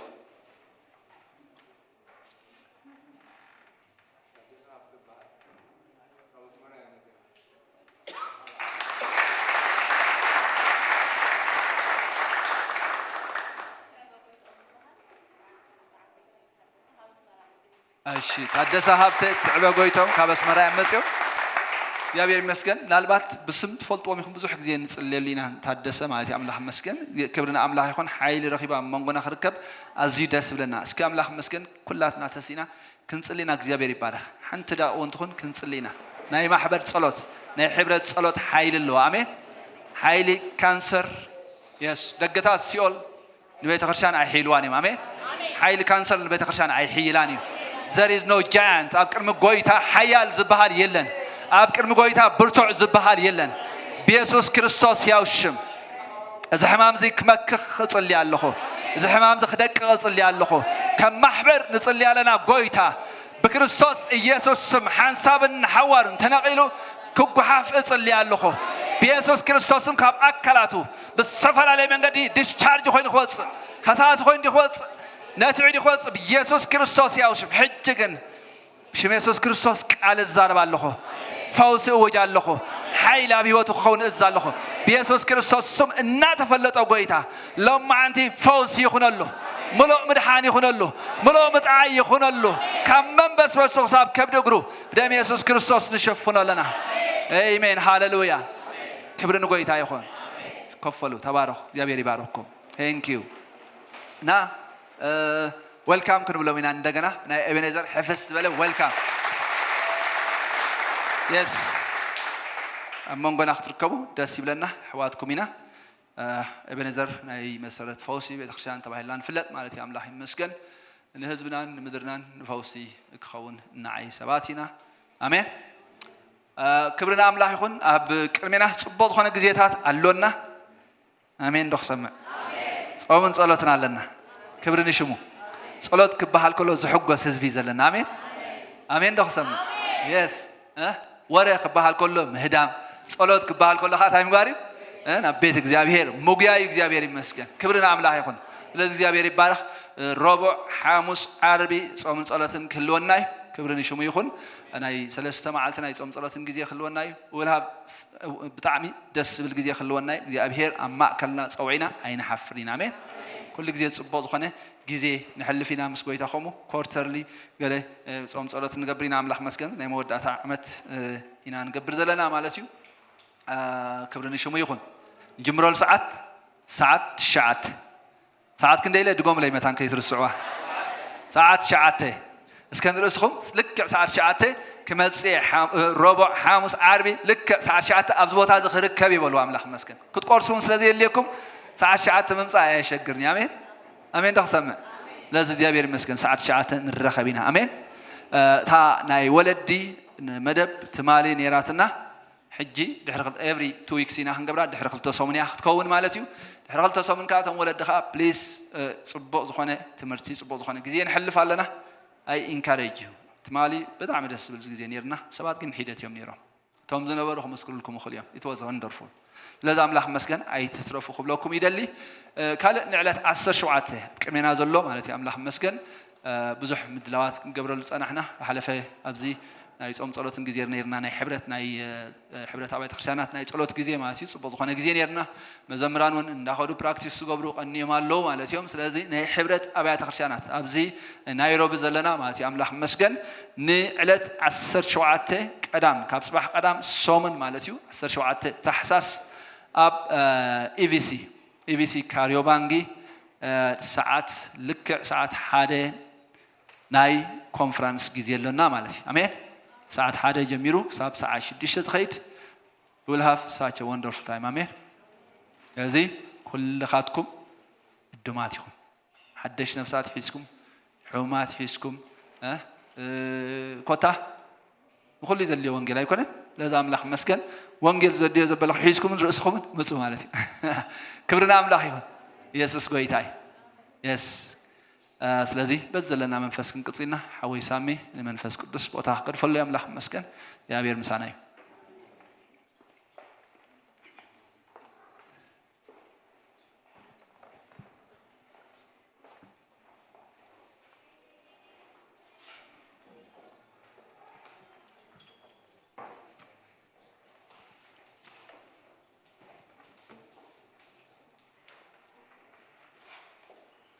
كبرن إخزابير يكون يسوس كويتاي كابزلني حفك نبلينا مو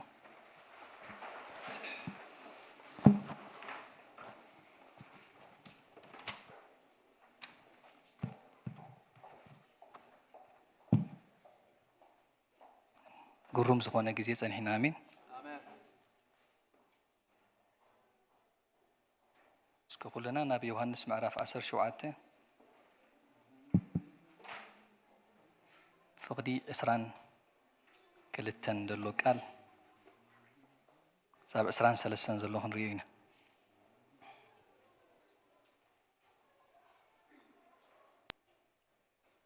كاب إسراخ جمهوري سلتهم بقالهم بأي زآمنو دمانبر سلزياتهم تراي أي كونكون زلمن زلخو عالم نسخا خمزل أخكاني ما أنت تأمنسي وابوي كم تنسخا أباي زلخا أنا ون أباخا كمدما نساتهم أبانا حدا كخونو كلاتهم حدا ما أنتي كخونو لمن اللخو بأندنت فتصومات كخونو ዓለም ድማ ከምቲ ንኣይ ዝለኣኽካንን ዘፍቀርካንን ከምኡ ንኣታቶም እውን ከም ዘፍቀርካዮም ምእንቲ ክትፈልጥሲ ንሕና ሓደ ከም ዝኾንና ኣነ ኣባታቶም ንስኻ እውን ኣባይ ሓደ ምእንቲ ክኾኑ ኣነ እቲ ዝሃብካኒ ክብሪ ሃብክዎም ግብረ ሐዋርያት ምዕራፍ 4:32 ከዓ ናይዚ ዝጸለዮ ጸሎት መልሲ ኢና ንርኢ ምዕራፍ 4:32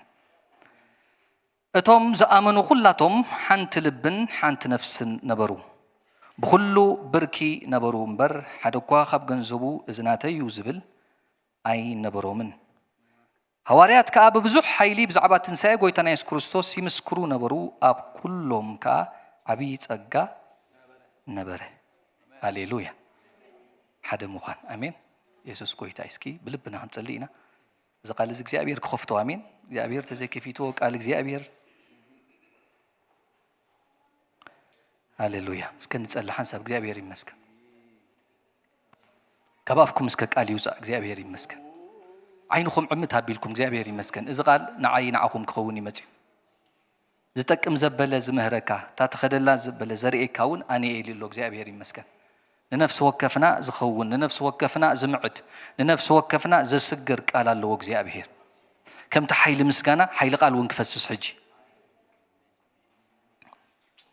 ዘስተምህሮም ጽቡቕ መንፈስ ሃብካዮም እዩ ዝብል ማና እውን ካብ ኣፎም ኣየጉደልካን بعند حوي تمرح እግዚአብሔር بعند دبنا تمرح እግዚአብሔር لومي نعي نعخم مريحو ناب كبري زئتو قال كخونلنا هاليلويا مريحو زوسد نفتنا فرحت قالكا زوسد قالكا اباريا صنعيوكم تبهله صنيعو دو زبل قال كخون እግዚአብሔር አቦ ንጽልለና በኢየሱስ ክርስቶስ ያው ሽምሎም አንቲ እግዚአብሔር ዘስተምህሮም ጽቡቕ መንፈስውን ሃብካዮም ከም ዝብል لما أنت النفس وكف سب بزستمهر منفس كملا بقولتها بيسوع كريستوس يا وشم يتصل لما أنت እግዚአብሔር نتأبي باب رؤسو عينتي الله بزن عينت لو مخرئين نتصل لنا بتن أذان እግዚአብሔር كسمع نتصل لنا لما أنت بشم يسوع كريستوس እግዚአብሔር زقال زبق يسوع كريستوس يا وشم كبانا زي وسد صبق قد نحريلو معلتي يخون نفس وكف سب مسوسدو እግዚአብሔር أبو مسؤو زحدر يخون أبو نتصل لنا يوسف أخاب أفكم سك قال እግዚአብሔር يمسكن أتنفسوا أو تصو እግዚአብሔር يمسكن كأتو كوات أنا فغر خاجر مني كدكس كتس أنا محرت كاجر مني كأتو كوات أنا محرت كاجر مني كدكس كتس أنا مدحن كاجر مني يجر مني أنا سيجر مني تفغر خا نحي مني يجر مني أنا سيجر مني تفغر خا نحي مني يجر مني أنا سيجر مني تمحرتك نحي كأتو كوات أنا مدحن كاجر مني كدكس كتس أنا مدحن كاجر مني يجر مني أنا سيجر مني تمحرتك نحي مني محرتك خبانا سلزي تفلي تمسكن نبيتك بمحرتنا أتو እግዚአብሔር አቦ ነመስግነካ ስለዚህ ቃል ተባረክ ከፊትካ ንባሮትካ ስለተቦም ተመስገን በኢየሱስ ክርስቶስ ያው ሽማ ማእከልና ዝፋን ክብርኻ ረኽቦ ኣብ ዙርያና ሁሉ ቀጽር ሓውኹን በጎይታ በኢየሱስ በክርስቶስ ያው ሽም አሜን ኢየሱስ ጎይታ አሜን ኣብዚና ከነንብቦ ጸናሕና ቃል እግዚአብሔር أزيد طعم زخنة قال الله آمين قويتنا يس كريستوس تمنتنا بجاز زخنة أتوكيرو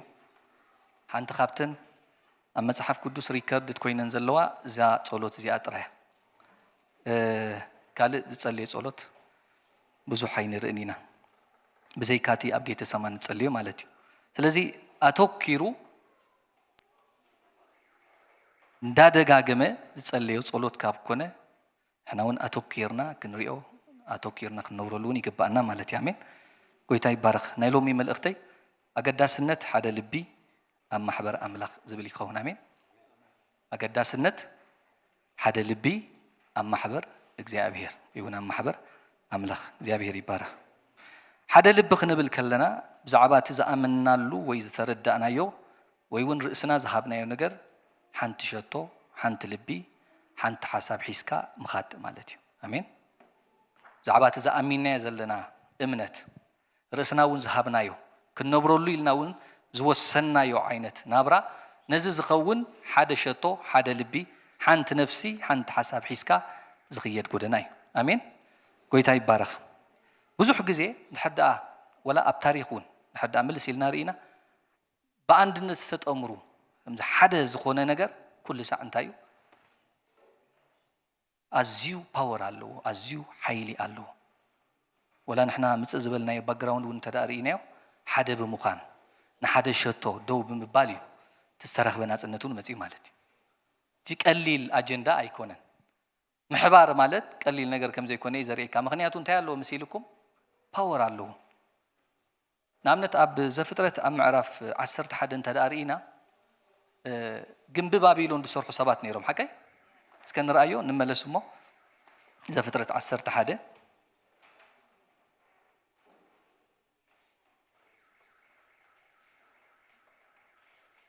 ተቓልታይ ይብል ምድሪ ብዘላ ብሓደ ቋንቋን ብሓደ ንግግርን ነበረት ይብል ኮነ ድማ ንምብራቕ ኣቢሎም ዝተጓዕዙ ኣብ ምድሪ ሲንኣር ኢሉ ዝተቐይስዎ ዘሎ ባቢሎን ማለት እዩ ጎልጎል ረኸቡ ኣብኡ ድማ ተቐመጡ ይብል ንሓድሕዶም ድማ ክላግዳ ጡብ ንስራሕ እሞ ብሓዊ ንድፈኖ ተባሃሉ እሞ ጡብ ኣብ ክንዲ እምኒ ፀብሪ ኣብ ክንዲ ኖራ ኮነሎም ደጊሞም ካልኣይ ግዜ ካ ሽዑ ድማ ክላግዳ ህልውና ኣምላኽ ዘይብሉ ከምዚ እዩ ክላግዳ ኣብ ልዕሉ ገጽ ኩላ ምድሪ ምእንቲ ፋሕ ከይንብልሲ ከተማን ርእሱ ሰማይ ዝጥንቁር ግንብን ንስራሕ ስምናኻ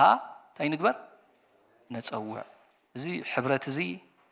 መጋንንታዊ ሕብረት እዩ ኣምላኽ ሕብረት ኣይኮነን ስምናኻ ነፀውዕ በሉ እግዚኣብሔር ከዓ ነቲ ደቂ ሰብ ሰርሕዎ ዝነበሩ ከተማን ግንብን ክርኢ እንታይ ገበረ ወረደ ዛዕባ ኣምላኽ ተኽገብሮ ነዚ ብኣንድነት ብሓደ ሓቢሮም ክሰርሕዎ ደልዮም ዘለዉ ግንቢ ናይ ባቢሎን ተኽገብር ክሪኦ ኢሉ ወሪዱ ማለት እዩ እግዚኣብሔር ድማ እንሆ ኩላቶም ሓደ ዝዘረብኦም ሓደ ህዝቢዮም ኢሉ መጀመርታ ግብሮም ከዓ እዚ እዩ ሕጂ ድማ እዚኣ ዝተውዕልዋ ክገብርዎ ኢሎም ዝህቅንዎ ዘበለ ዝኽልክሎም የልቦም ሰማይን ምድርን ዝፈጠረ እግዚኣብሔር ዓብ እግዚኣብሔር ሲ ኢቭን እሱ ባዕሉ ኸማንሲ ክኽልክሎም ኣይከኣልን ዝኽልክሎም እንታይ ኢሉ የልቦን ስለዚ ከምዚ እንድሕር ቀፂሎም በዛ ሓደ ልቢ በዛ ሓደ ሓሳብ ግንቢ እንድሕር ክሰርሑ ጀሚሮም ሓደ ዓብ ነገር ኣሎ ማለት እዩ ብድሕሪኡ ሽዑ እንታይ ኢሉ ትጠቕሲ እምበኣር ማንም ንዘረባ ብፃዩ ምእንቲ ከይሰምዕሲ ንዑ ንውረድ ኣብኡ ከዓ ዘረብኦም እንታይ ንግበር ኢሉ ስለዚ ኣብ ነፍሲ ሰብ ዝተቐመጠ ሓይሉ ኣሎ ኣብ መንፈስ ሰብ ኣይኮንኩን ዘለኹ ኣብ ነፍሲ ሰብ ዝተቐመጠ እንድሕር ዳ ሓደ ኮንካ ብነፍሲ ቀሊል ሓይሊ ይኮነ እቲ ሓይሊ ንኣምላኽ ድዩ ንኻልእ ጥራይ ትፍሊ ማለት እዩ ስለዚ እዚ ንኽብሪ እግዚኣብሔር እንታይ ደይገብር እዩ ዘየፀውዕ ስሞም ዘፀውዕሉ ግንቢ እዩ ስለዚ ስሞም ዘፀውዕ ግንቢ ድማ ተኽገብር ኣለዎ ማለት እዩ ክፈርስ ክኽእል ኣለዎ ስለዚ እግዚኣብሔር መፅኡ እንታይ ገበሮ ንማንም እንታይ ገይርዎ ደባሊቕዎ ይብለና ስለዚ ሓይሊ ኣለዎ ሓደ ምዃን ቀሊል ነገር ኣይኮነን ሓደ ልቢ ምዃን ፃዕሪ ትዕግስቲ ጸሎት ምርዳእ ዝሓትት እምበር ሰኢሉ ካብ ላዕሊ ዱብ ዝብል ነገር ኣይኮነን ኣብ ታሪክ ናይ መጽሓፍ ቅዱስ ወላ ኣብ ተቐዳመይቲ ቤተክርስትያን መልስ ኢልና እንተዳርኢናዮ ሓደ ልቢ ኮይኖም እዚ ጎይታና ኢየሱስ ክርስቶስ ኣብ ምዕራፍ 17 ዝጸለየ ጸሎት ኣብቲ ምዕራፍ 4 ክትሪኦ ከለኻ ኣብ ምዕራፍ 2 እውን ነቲ ዝጸለየ ጸሎት ከም ተመለሰሉ ኢኻ ትርኢ እግዚኣብሔር ሰሚዕዎ መንፈስ ለቂቑ ኣብ ብዘላታ ማሕበር እንታይ ክኾኑ ጀሚሮም ሓደ ልቢ ሓንቲ ሓሳብ ክኾኑ ብርኪ ክኾኑ ጀሚሮም ማለት እዩ ነዞም ካብ ዝተፈላለየ ባክግራውንድ ካብዝ ተፈላለየ ኣመጻጽኣን ልምድታትን ስራሓትን ዝመጹ 12 ዝኣኽሉ ደቂ መዛሙርቲ ነዚኦም ሓደ ልቢ ክትገበር ብዛዕባ ተሒጽዋ ዝመጸት መንግስቲ ከረድኦም ክተኽሎም ኣብቲ ሱር ደሞም ከእትወሎም ተኾይኑ ጻዕሪ የድልዮ ትዕግስቲ የድልዮ ብዓብዩ ኻ እንታይ የድልዮ መሲሉ ልዕሊ ኩሉ ምርዳእ የድሊ ሐዋርያት እክብ ምስ በሉ ምክንያቱ ዝተፈላለዩ ባክግራውንድ ነበሮም ሰባት እዮም ገሊኦም ገፈፍቲ ዓሳ እዮም ኣብቲ ሽዑ ዝነበረ ሶሳይቲ ምናልባት ንዑቃት ክኾኑ ይኽእሉ እዮም ምክንያቱ እቲ መወደብቲ ናይ ቀሲልና ክሪኦ ከለና ዘይተምሃሩ ጭዋታት ምዃኖም እዩ ዝብለካ ለዚ ትምህርቲ ደይፀገቡ ክኾኑ ይኽእሉ እዮም ማለት እዩ ቶም ካልኦት ከዓ ተገውቱ ኣለዉ ተገውቲ ከዓ ርእሱ ዝኸኣለ መጻጽኣ ዘለዎ ላይፍ ስታይል ከዓ ዝነበሮም ሰባት እዮም ስለዚ ዝተፈላለየ ባክግራውንድ ዝተፈላለየ ፍልጠት ዝተፈላለየ ድሕረ ባይታ ዘለዎም ሰባት ንሓንቲ መንግስቲ ንሓንቲ ሸቶ ክቆሙ ደው ከተብሎም ቀሊል ነገር ኣይኮነን ምክንያቱ ወላ ኣብቲ መገዲ እንዳኸዱ ከለውስ ኣብ መንጎኦም እንታይ መፀ ይብል ሓሳብ ተላዕለ ኣብ ማእከሎም ሲ መን ይዓቢ ኢሎም ስናሓድዶም የሱስ ኮሎ ቅድሚት ሳቶም ኣብ ድሕሪት ኮይኖም ሲ የሱስ እናመርሖም ከሎ ሶም ግን ኣብ ድሕሪት ይገብሩ መን ይዓቢ ማእከልና ስኻዳ እንታይ ትምህርቲ ትፈልጥ እንታይ ባክግራውንድ ኣለካ ሓደ ትፈልጦ ብሂወትካ ዓሳ ኢልዎ ኸውን ተሓደ ከዓ ተጋዊኡ ርእሱ ዝኸኣለናቱ ባእስኻ ባብሓጢያ ተቋማ ዓጢዕኻ ብሎ ማለት ጎይታና ኢየሱስ ክርስቶስ ግን ዕጉስ እዩ ኣሜን ሓንቲ ክሳዕ ትኸውን ዝፅባእ ኣምላኽ ስለዚ ኣብ ማእከሎም እንታይ ኣምፀ ይብለና ቆልዓ ኣምፂኡ ከምዚ ቆልዓ እዚ ተዘይኮንኩም መንግስቲ ኣምላኽ ኣይተኣትውን ኢኹም ኢሉ ሳምፕል እንዳገበረ ረዲዎም ማለት እዩ ካልእ እውን ድሕር ቀሲልና እቲ ካልእ እውን ርኢናዮ እውን ኣዲኦም ወላ ነዲኦም ንደቂ ዘብዲዎስ ኣዲኦም መፅያስ እንታይ ኢላ ለሚና ድብለካ ስማዕ እንዲ የሱስ ኢላቶም እዞም ክልተ ደቂ ኣዝየ ዝፈትዎም ሓደ ብየማን ሓደ ብፀጋም ግበሮ ኢላቶ እቶም ካልኦት ከ ኣብ ወንበር ኮፍ ክብሉ ሕጂ እቲ ቋንቋ እቲ ትምርዳእ እንተዘየለ እቲ ናይ አንድነት ስፒሪት ተዘየለ ኩሉ ሳዕ እንታይ እዩ ሰልፍ ኢንተረስት ዝበሃል ነገር ምሳና ዝመፀ እዩ ካብ ባክግራውንድ ሰልፍ ኢንተረስት ካብ ሰብ ቅልጥፍ ኢሉ ንቕል ዝብል ከይመስለኩም ብሓንቲ ሻራባር ኣይኮነን ዝኸይድ ይቱክ ታይም ግዜ ይወስድ እዩ ብዙሕ ግዜ ከምኡ ምርዳእ ከይህልወና ኢለ ንኣብነት ሃዋርያት ኣብ ዮሃንስ ምዕራፍ 10 እንተዳርእናዮ እዚ ኢሉ ኡፍ በለሎም እሞ መንፈስ ቅዱስ ተቐበሉ እዩ ዝብል ስፒሪት ኦፍ ጋድ ቦርን ኤጌን ኮይኖም ዳግም ተወሊዶም ማለት ሸዓ እዚ ኩሉ መንፈስ ወሪድዎ ምስኦም ኣሎ ብዙሕ ትምህርትን ተኣምራትን ይገብር ግን ኣብታ ኣጋዕ ዕርገቱ እስቲል ኣይወፀሎምን ስማዕ እንዶ ኢሎሞ መንግስትስ ከተቐውም ዲኻ ኢሎሞ ወላ ኡፍ ኢልልካ ወላ መንፈስ ወሪድካ ሲ ቅልጥፍ ኢሉ ሳይገድፈካኒ ማለት መንግስት ሲ ኣሎ ማለት እዩ ኣብ ማይንዶም ሲ ቅልጥፍ ኢሉስ ኣይከደሎምን መንግስት ተቐውም ዲኻ ምክንያቱ እንታይ ይድረአዮም ደሎ ስቲል ትናቶም አንደርስታንዲንግ ኣይተለወጠን ስለዚ ጎይታና ኢየሱስ ክርስቶስ ክሳዕቲ መወዳእታ ግን ኣይተዓጊሱ እንታይ ኢሉ ሽዑ ንዕመ ደኣ እግዚኣብሔር ብዘመኑን ብግዚኡን ዝገብሮ ንዓኻትኩም ኣይምልከተኩምን ኢሉ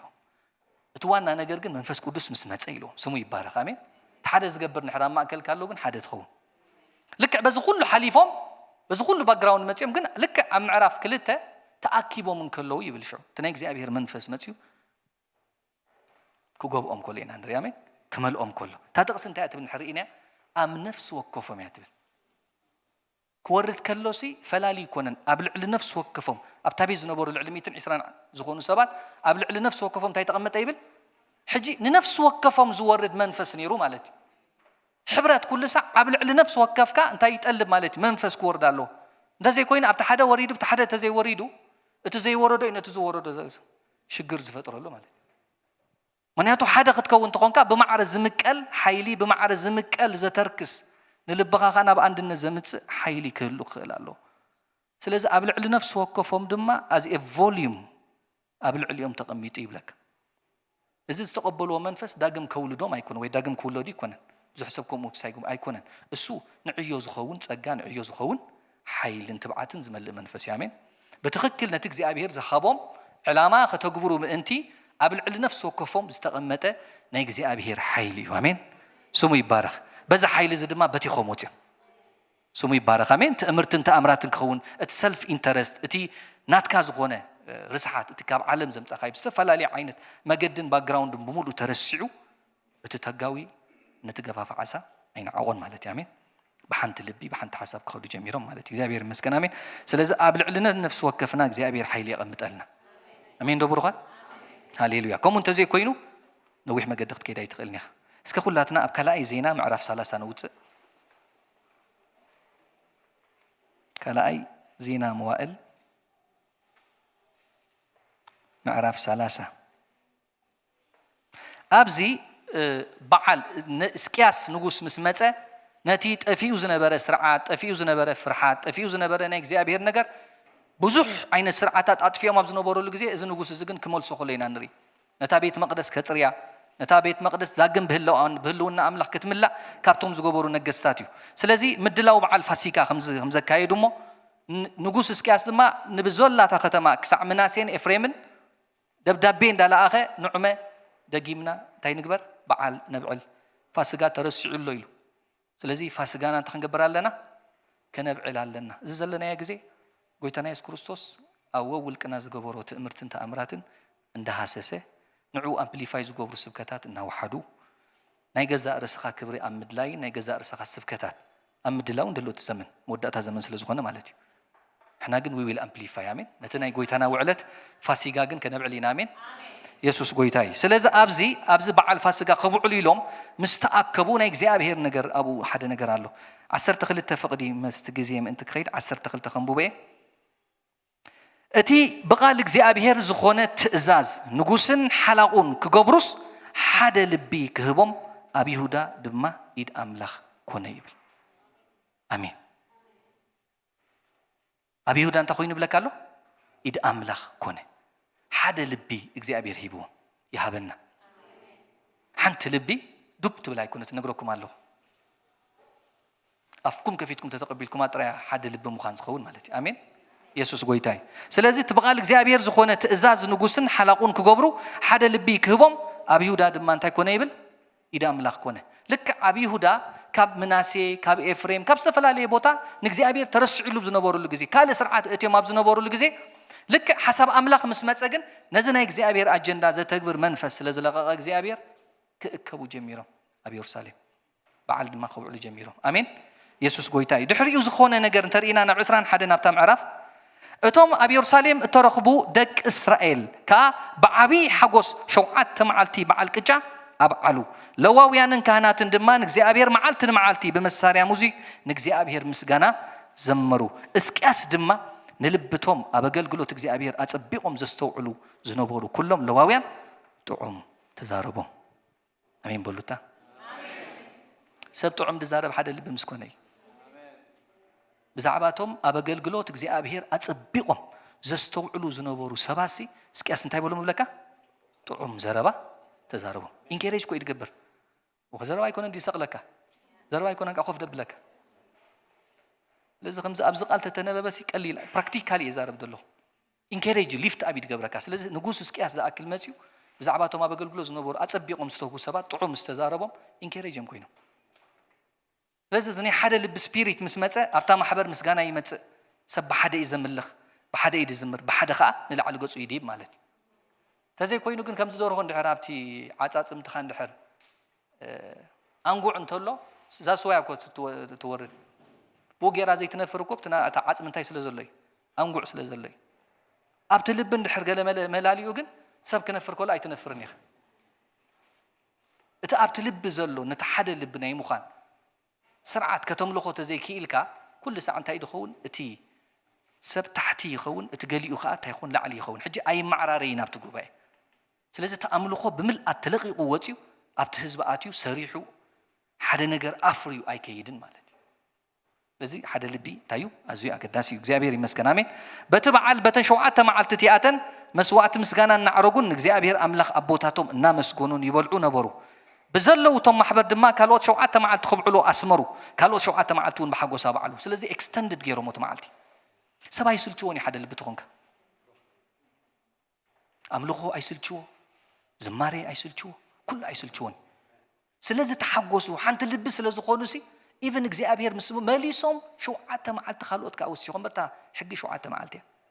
ግን extend غيرو ስለዚህ ንኣብነት ጾሙን ጸሎትን 9-3 ተኮይኑስ ካብ 3-7 ትኸይድ ባዕልኻ ማለት ኣሜን ባበሉ ታይዳ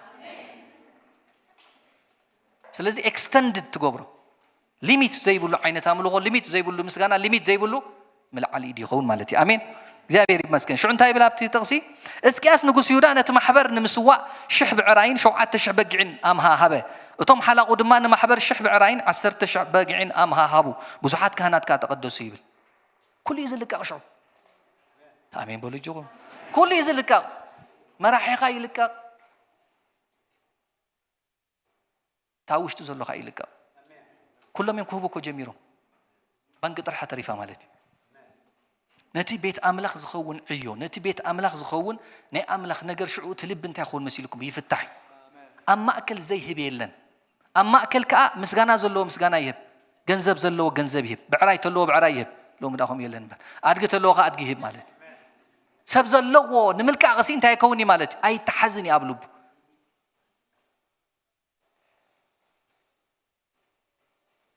بزلوا محبر يهودا دمام سناي كهناتن لواويانن بزلوا تخاب إسرائيل زمت محبرن أتوم وسنتنياتات كم مدر إسرائيل زموتون أبي يهودا زقمتو زنابورن كلهم تحققوا بلا أمين كاب زمن سولومون نقص إسرائيل ود داويد كم زبلا أبي يرساليم ما يتجبرنمو أبي يرساليم أبي حقوس كونه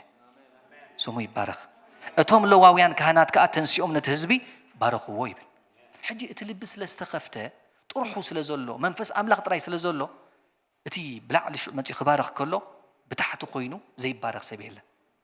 بتحت خوينو زي قبل يلن بتحت خوينو امين زي بل يلن بتحت خوينو زو ورارد يلن كي ورارد كاخش تقبله حدا غزي እግዚአብሔር ንእስራኤል ከድሕኖም ደልዩ ኣብቲ ሽዑ ግዜ ነቢት ዲቦራ ኣኔራ ዲቦራ ኣትፈርድ ነራ ይዝብለካ መጽሓፍ ቅዱስ ሰቡት ተሳይኖም ከይኮኑ ሽዑ ስለዚ ዲቦራ ኣብቲ መርሓሉ ዝነበረ ግዜ እግዚአብሔር መንፈስ መጽኡ እንታይ ኢልዋ ከይድኪ ንባራ ፀውዕዮሞ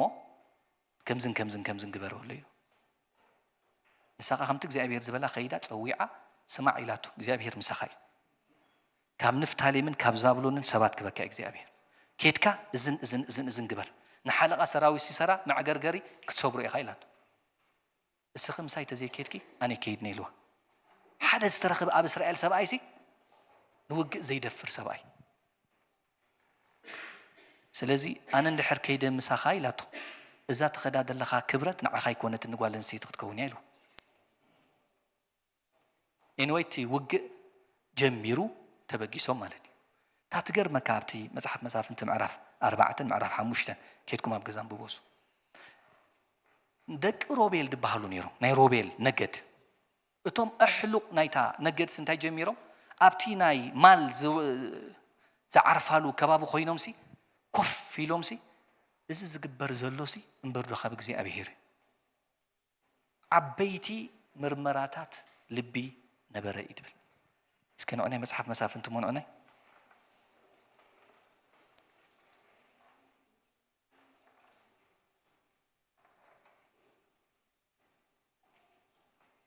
መጽሐፍ መሳፍንቲ ምዕራፍ 5 ካብ ጥቕሲ ክልተ እንታይ ይብል መራሕቲ ኣብ እስራኤል ምርሒት ስለ ዝወሰዱ እቲ ህዝቢ ድማ ርእሱ ብፍቃድ ስለ ዝወፈየን እግዚአብሔር እንታይ ገበርዎ ኢሉ ባርኽዎ ስለዚ ናይ መራሕትን ናይቲ ህዝብን ምስ ስምማዕ አንድነት ስለ ዝተረኽበ እሱ ከዓ ናይ እግዚአብሔር መልእኽትን መንፈስን ምስ መፀ ማለት ስለዚ ምርሒት ረኺቦም እዮም እቲ ህዝቢ ከዓ ብርእሱ ብፍቃዱ ስለዚ እቲ መራሒ ምርሒት ስለ ዝረኸበ እቲ ህዝቢ ከዓ ርእሱ ነቲ ፍቃድ ክውፊ ይኽእል እቲ መራሒ ምርሒት ተዘይብሉ ግን እቲ ህዝቡ ብፍቃዱ ርእሱ ክውፊ ኣይክእልን ማለት ስለዚህ አንድነት ክጠልብ ከሎ ምርዳእ የድል ይጻዓደ ትዕግስ የድል እንደለና ነዚ ማለት ሽዑ እንታይ ይብል ኣቱም ነገስታት ስምዑና በለ ሽዑ ብዛዕባታ ዝዘመረቶ መዝሙር ይዛረብ ኣነ ደልዩ ዘለኹ ግን ኣብ ጥቕሲ 9 ረእይዎ ልበይ ምስቶም ኣብ ማእከል ህዝቢ ፈትዮም ርእሶም ዝወፈዩ ምስቶም መራሕቲ እስራኤል እዩ እግዚአብሔር ባርኹ ኢላ ዝባረኽ ይባረኽ ኣብቲ ታሕቲ ግን ቀሲልና እንተ ዳሪናዮ ካብ 15 እንታይ ይብል ሹማምንቲ ይሳኮር ምስ ዲቦራ ነበሩ ባራቕ እውን ከም ይሳኮር ገበረ ብታኽዋኽ ናብ ትለሰ እግሪ ጎየ ሽዑ እንታይ ይብል ትጥቕስ ረእይዎ ኣብ ጥቓ ሩባታት ሮቤል ዓበይቲ ምኽርታት ልቢ ነበረ እዛ ጥቕሲ ትርጉማ ዓበይቲ ምኽርታት ልቢ ነበረ ክብል ከሎስ ኮፍ ኢሎም ኣክንድና ውግእ ዝወፁ ነቲ ናይ እግዚአብሔር መርሒነትን አንድነትን ኣክንዲ ድስዕቡ أبتي ومبر كوفي لومسي إذن أجرزس كاب እግዚአብሔር دي كاب معاس እግዚአብሔር بقول تزاريبو يفلت إلهم أبتي مخاط نبتو قدي فما مالتي ديبورا سلزجرة ما أمز مراتياتو هذا حد يجزي له أب عندنا زي مت حسب زلوا سبال نجزابير مرحينة أبت مرحن تمتشي منفس جزابير كم زلوا تترجع جيس وتهلونا الحرمليوس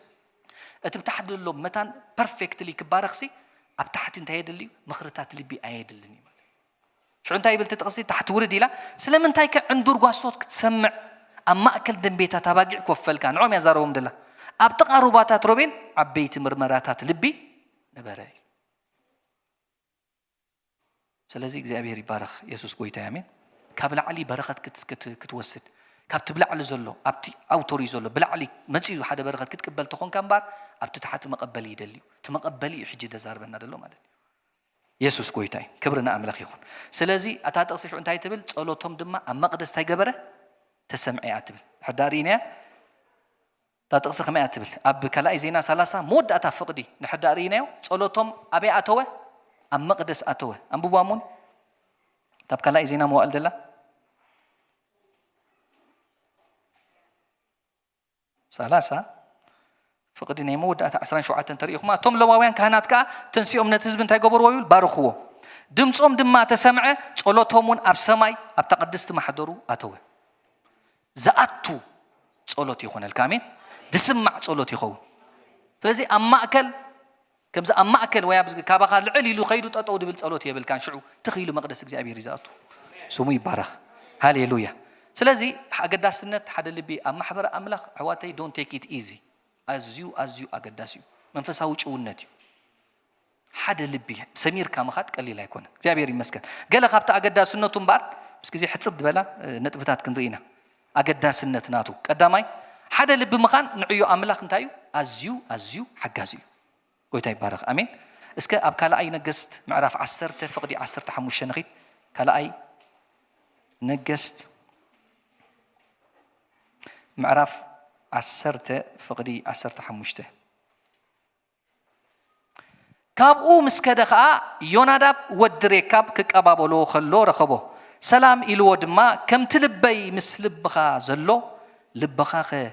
قنع ديو بلو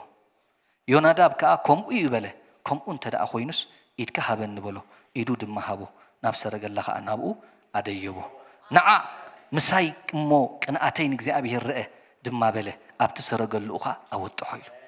سمو يبارك أبسر الله خطوة تحت دليخا أبتني جزء أبيه أملاخ زلوا ومخري كتوت تحت حركون كاس تلبي كم لبخا حدا ديلو حزوا زلوا أجندة يهو قليل كمسلكم أب رؤسو حدا زيت تخاعيو እግዚአብሔር በኤልሳ ወድ ሻፋት አቢሉ እንታይ ገብሩ ኮለና ንሪ ኣብ ርእሱ እንታይ ኮይኑ ደም ነቢያተይ ሕነዝ ፈደሉ ግዜ እዚ ቀሊል ቅናት ኣይኮነ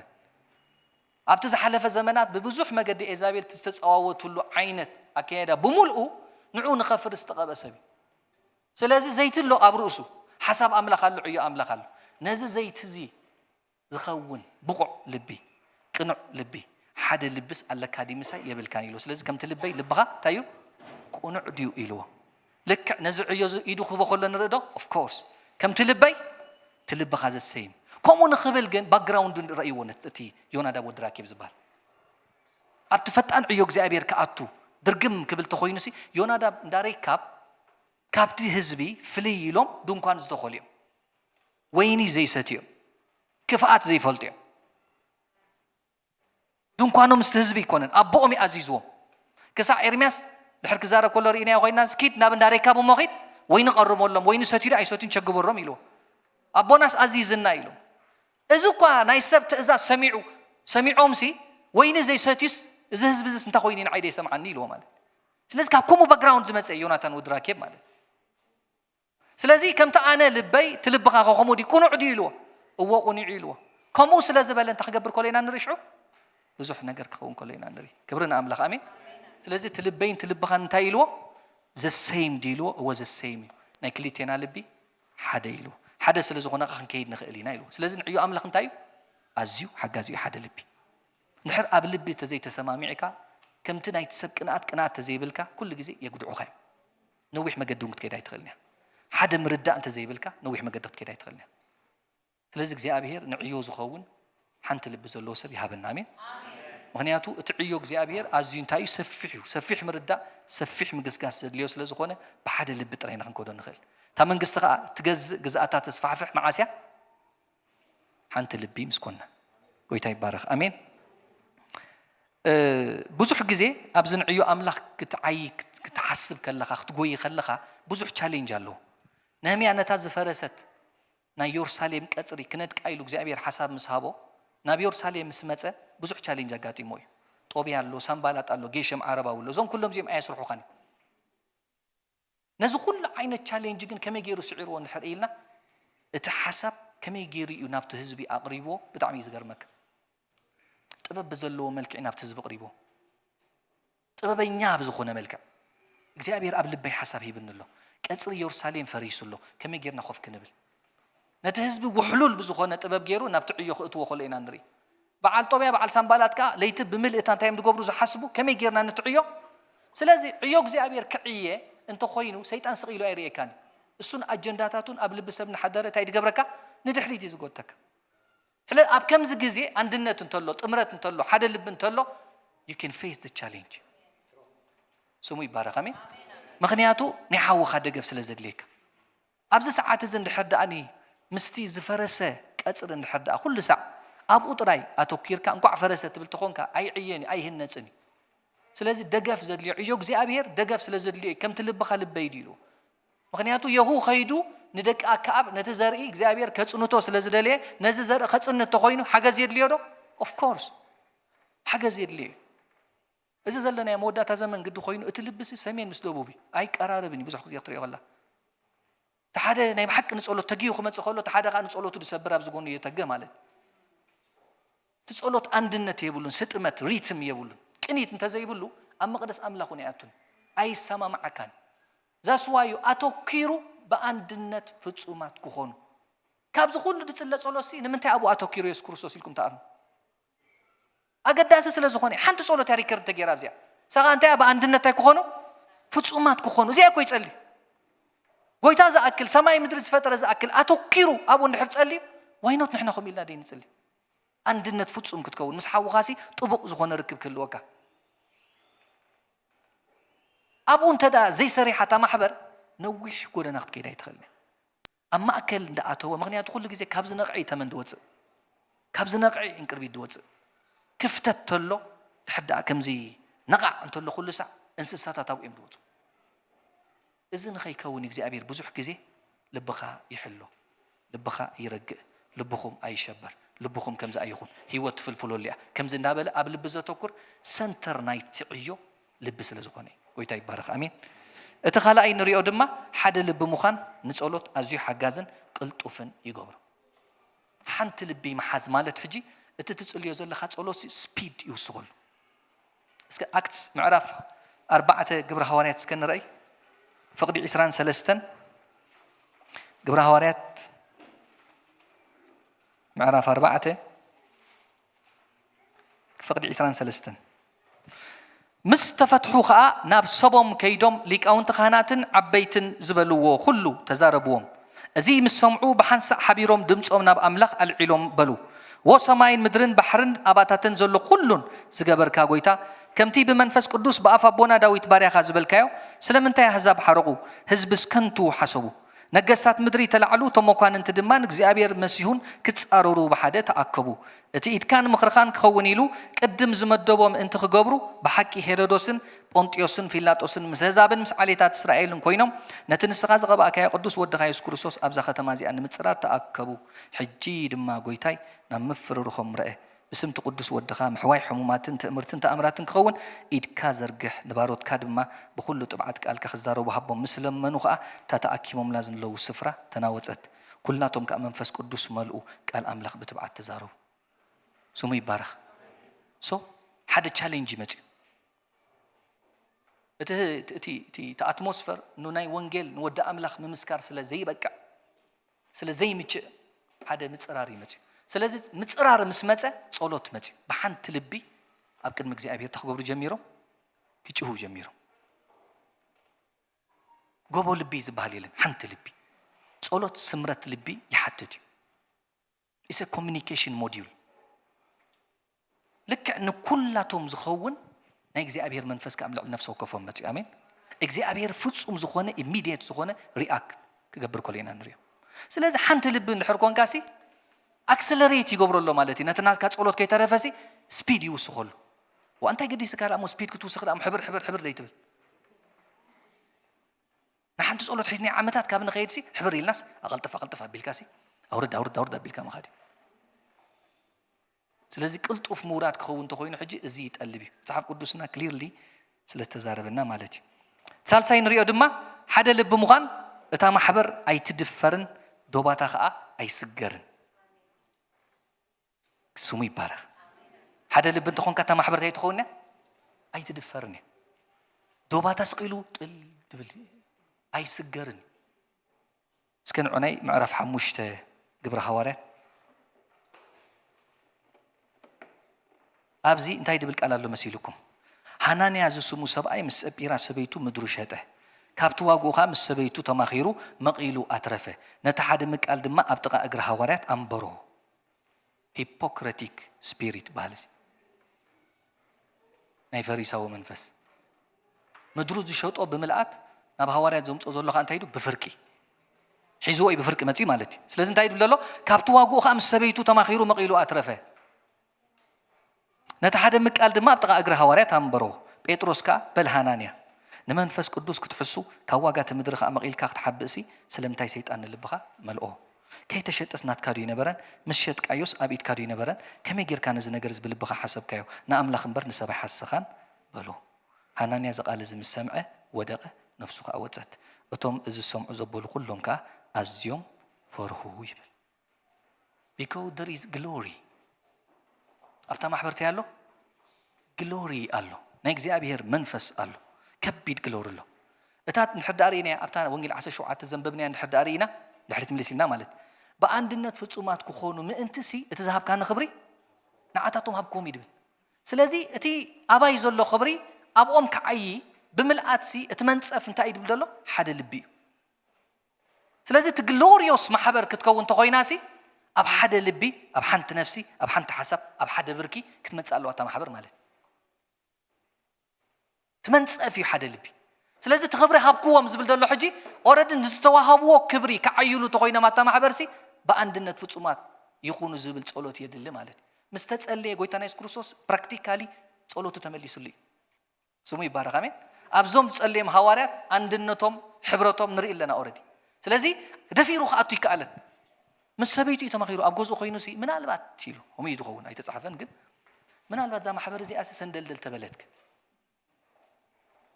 زي ما حبر دحن تمثل كثري أخلقها دحن دخون سباتنا اللوا جن من البات هاي فلتني مونقوم عقرقر مت ويو جنزب ناس انتهي خون يمتبه لهم دخون سبعين سبيت حسهم ترد بالز سلازي امنت تي potential نايتا فيز يقولون سلازي حمق الله ጽቡቕ ኣሎ ፍርቀን ነቐምጠን ኢሎ ስለዚህ ሓንቲ እግሪ ካብቲ ሓንቲ እግሪ ካብቲ ማለት ናብ ክልተ እግሩ ዝሕንጉስካ አይቀውምን ስለዚህ ዞም ሰባት እዚኦም ሕጂ ከምዛ ዓይነት ሓሳብ ሒስካ ናብዛ ማሕበር ድርግም ምባል አይካል ንምንታይ መሲልኩም there is glory who follow your steps አሜን ነትናትካ ስቴፕ ተኸደና ናይተ ማሕበር follow ዝገብር glory ኣሎ nobody can lie ክሕሱ አይክእልን ይሰ because after marahat انت على مسيلك this power is glorious it's a matter of glory قويت هاي بارك امين دوبروخات زي دفر محبر تحز مالتي تعندنت باور سلازولو glory سلازولو سقيلو زخونه دوب اي سغروني دحريت تقسن حد ارينا وناب 10 حد مونقيت انتي بل تقسم مسيلكم لك سبيتو مصيا دحر توسنه ساعات مصيا ساون يفلطتن ساون ابغون سبايا تقبيرا بلك مصحف قدس حجنو عين ببونينا اب 10 حد ግን أبزلتا محبرن أبطم نزنجر دسمع زبالو كلاتهم كأبزح فرهات كنا يبل بيد هواريات دما بزح مرتنت أمراتن أما أكل تهزبي تجبره كلاتهم دما بحنت لبي حبيرهم أبجبلا سلمون نبرو مسبلة كابتم كالوت دفيرو تتأمبرهم أين بران تهزب جنا يخبرهم نبر This is the power of unity ما نمسب دفيرو أي تأمبرن لبوس تتنكفت رأيت محبر زمت ጉሒላ ኣይመጽኒ ተኹላ ኣይመጽኒ ኣብታ ማሕበር የለን ንምንታይ መሲልኩም the glory is a matter of glory ተኽብርሲ ነቲ ማሕበር ኦልሬዲ መሊእዎ እዩ ታጥቕሲ ከመይ ኣትብል ከመይ ድማ ደሎኻ እናትኩም እንዴ ካብቶም ካልኦት ደፊሩ ተጸምበሮም ኣይነበረን እቲ ህዝቢ ግና ይኽብሮም ነበረ እዚ ቃል ድወሃበና ዘለኮ ጃስ ንዓና እዩ ክኸውን ስለ ዝኽእል ቃል ድበካ እግዚኣብሔር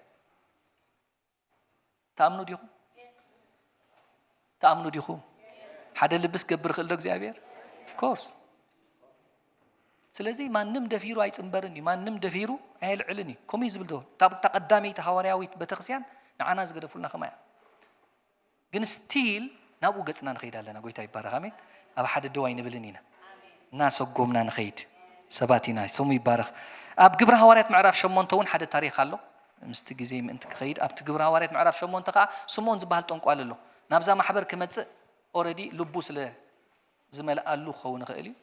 ወይ እውን ካልእ እውን ክኸውን ይኽእል እዩ ኣብቲ ዳሕራይና ንሪኦ እሱ ግን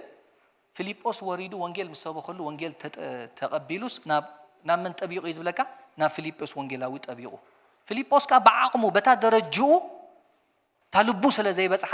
ታ ድርኺት ናይ ታልቡ ስለ ዘይተረዳእቶ በታ ደረጅኡ ኣጥቢቕዎ መሲልዎ ማለት ስለዚ ሰማርያ ወንጌል ተቐቢላ ሰማርያስ በቃ ከምቲ እግዚአብሔር ዝበሎስ ተበፂሑ ብኣምላኽ ምስ ተሰምዐ ሽዑ ጴጥሮስን ዮሐንስን ካብቶም ቀንዲ ተላኢኾም ማለት ንሰማርያ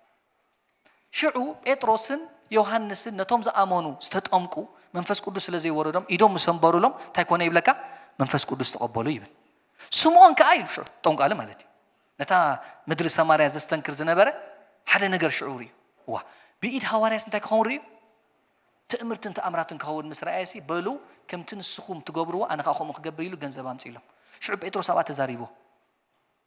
እስኻ ኢልዎ ኣብዚ ዘለናዮ ማሕበር ክፍልን ርስትን የብልካን ኢሉ ስለዚ ፊልጶስ ዓርከይ በተዓቕሙ ኣጥቢቕዎ ተዓቕሙ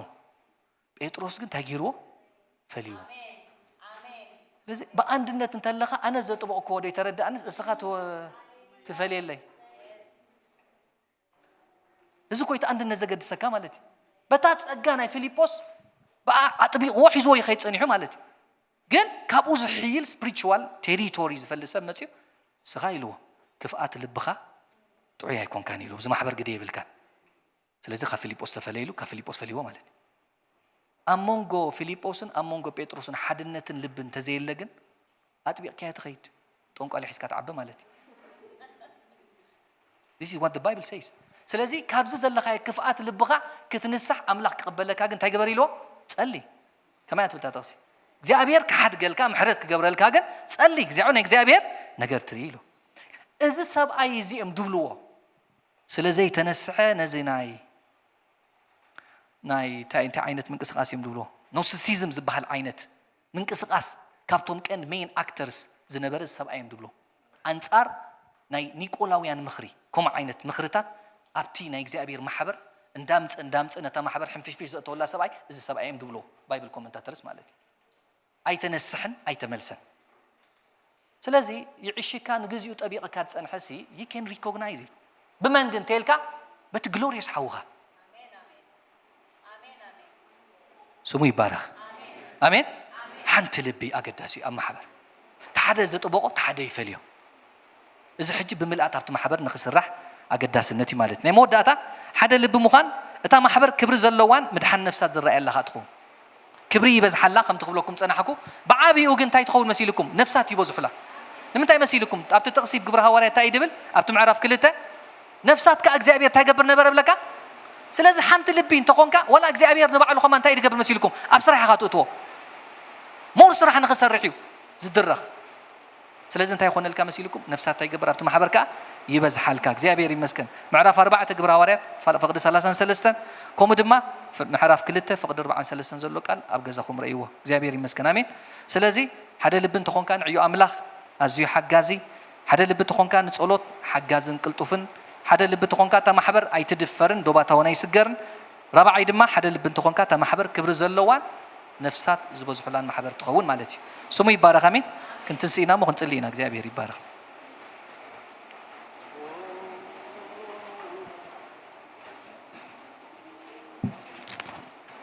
እስኪ እግዚአብሔር ይመስገን ሐሳብ ክንጽልይና እግዚአብሔር ይባረክ ይካአል እግዚአብሔር ይመስገን አሜን ሓንቲ ልቢ ሓንቲ ሐሳብ ክትከውን ይካአል ደይካአል አይኮነ ኣብ ግብረ ሐዋርያት ተተኻኢሉ ኣባናውን ይካአል እግዚአብሔር ይመስገን ሃሌሉያ ሃሌሉያ ናይ እግዚአብሔር መንፈስ እስከ ንጸል እግዚአብሔር ይመስገን ሃሌሉያ ሓንቲ ልቢ ክንከውን ክንጽልይና አሜን በሓንቲ ሐሳብ ክንምላእ ናይ እግዚአብሔር ኃይሊ ክበዝሓልና ናይ እግዚአብሔር መለኮት ከዓየልና እቲ እግዚአብሔር ይመስገን ምርሒት ምስ ረኸቡ እቲ ህዝቢ ኸዓ بفقعدو رؤسو سلازوفين እግዚአብሔር ታይገበሩ ወይላ ባረኽዎ ኢላ እግዚአብሔር ይመስገን ሃሌሉያ ራቦ ተላቫጀና ሞስኬር ፈንትኒሚያሶ ሌስ ፓራዲና ማንቱሎ ቨጂና ማጋሶ حግዙን እግዚአብሔር ይመስገን ጸልዩ እግዚአብሔር ይባረክ you just pray ሐሳብ ንጸልይ እግዚአብሔር ይመስገን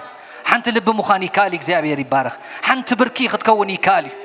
ተማሕበር ነፍሲ በዝሓይ እግዚአብሔር ይመስገን ግሎሪዮስ ማሕበር ያትኸውን ሃሌሉያ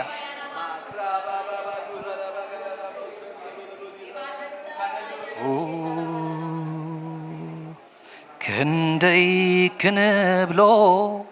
زحالفنايو كندي كنبلو زساقر كانا كندي كنبلو زحالفنايو كندي كنبلو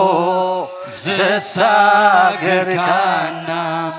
تمال عبي لومي عبي نزل ألم نسخا عبي تزميرو أي ودائن بغلات أفنا أي قلتين حبيغا حبيغا حبي كابتين قمتون لا حبيغا حبيغا حبيغا حبي كابتين قمتون لالي كندي كنبلو زحالفنايو كندي كنبلو زساقر كانا كندي كنبلو زحالفنايو كنبلو زساقر كانا تمالي عبي لومي عبي نزل ألم نسخا عبي تزميرو أي ودائن بغلات أفنا أي قلتين حبيغا حبيغا حبي كابتين قمتون لا حبيغا حبيغا حبيغا حبي كابتين قمتون لا هللويا أي تقمتن بنقراتنا أي تقمتن حبيغا حبيغا حبي كابتين قمتون لا حبيغا حبيغا حبي كابتين قمتون لا بنقراتنا أي تقمتن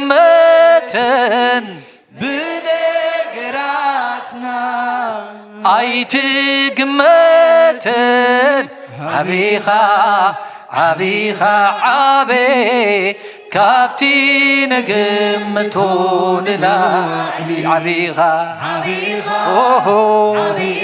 حبي كابتين قمتون لا يسوس قويتاي حيال أب زمنات ملو حيال اكزيابير حيال برتو منو برتو اكزيابير برتو عبي ملو حبي እግዚአብሔር ዓቢ ስልጡን ምሉእ ስልጡን እግዚአብሔር ስልጡን ኢየሱስ ጎይታ እዩ أداكم كلكم حفظوا እግዚአብሔር ይመስገን ለስ ናአምላኽ ንጸልይ እግዚአብሔር ይባረኽ ከምዚ ቀዳመይቲ ሐዋርያዊት ቤተክርስቲያን እግዚአብሔር ይባረኽ እግዚአብሔር ኃይል ዝበካ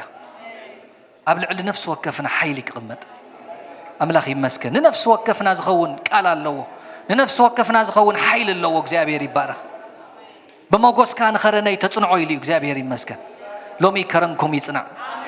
ብናቱ መጎስ ከረንኩም ይጽና بناتو موغوس لبخم يصنع بناتو حيل لبخم اب اندنت يسمع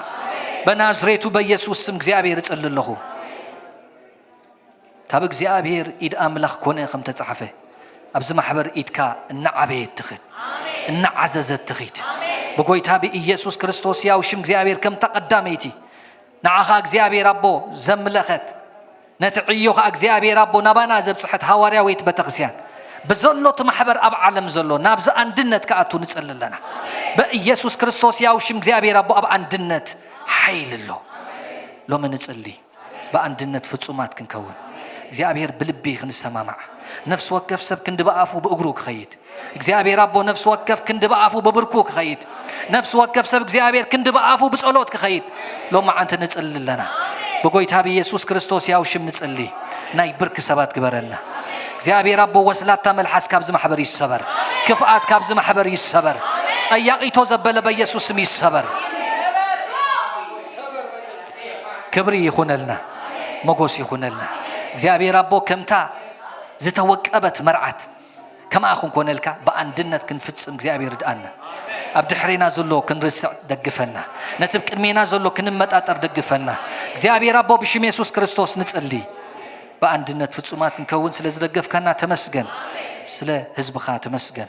ስለ ተብخبور ደምካ ዝዓደከ ህዝብ ተመስገን ስለ እግዚአብሔር ካብ ንጎ ስጋብ ሕጂ ምሳና ኾንካ ከይተፈለኻ ዝሓገዝካና ጎይታ ስምካ ይባረኽ በኢየሱስ በክርስቶስ ያው ሽም አሜን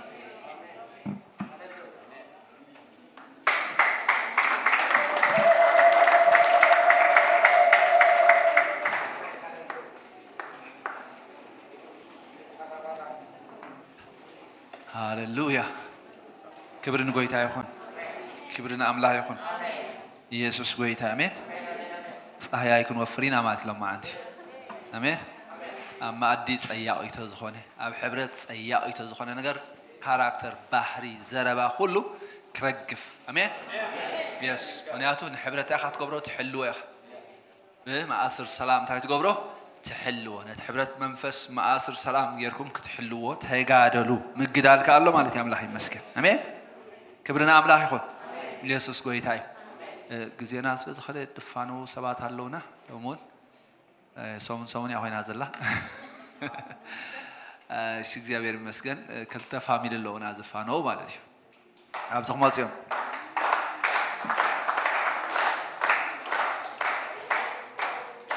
دحونا ياسو خمون دحونا جوسي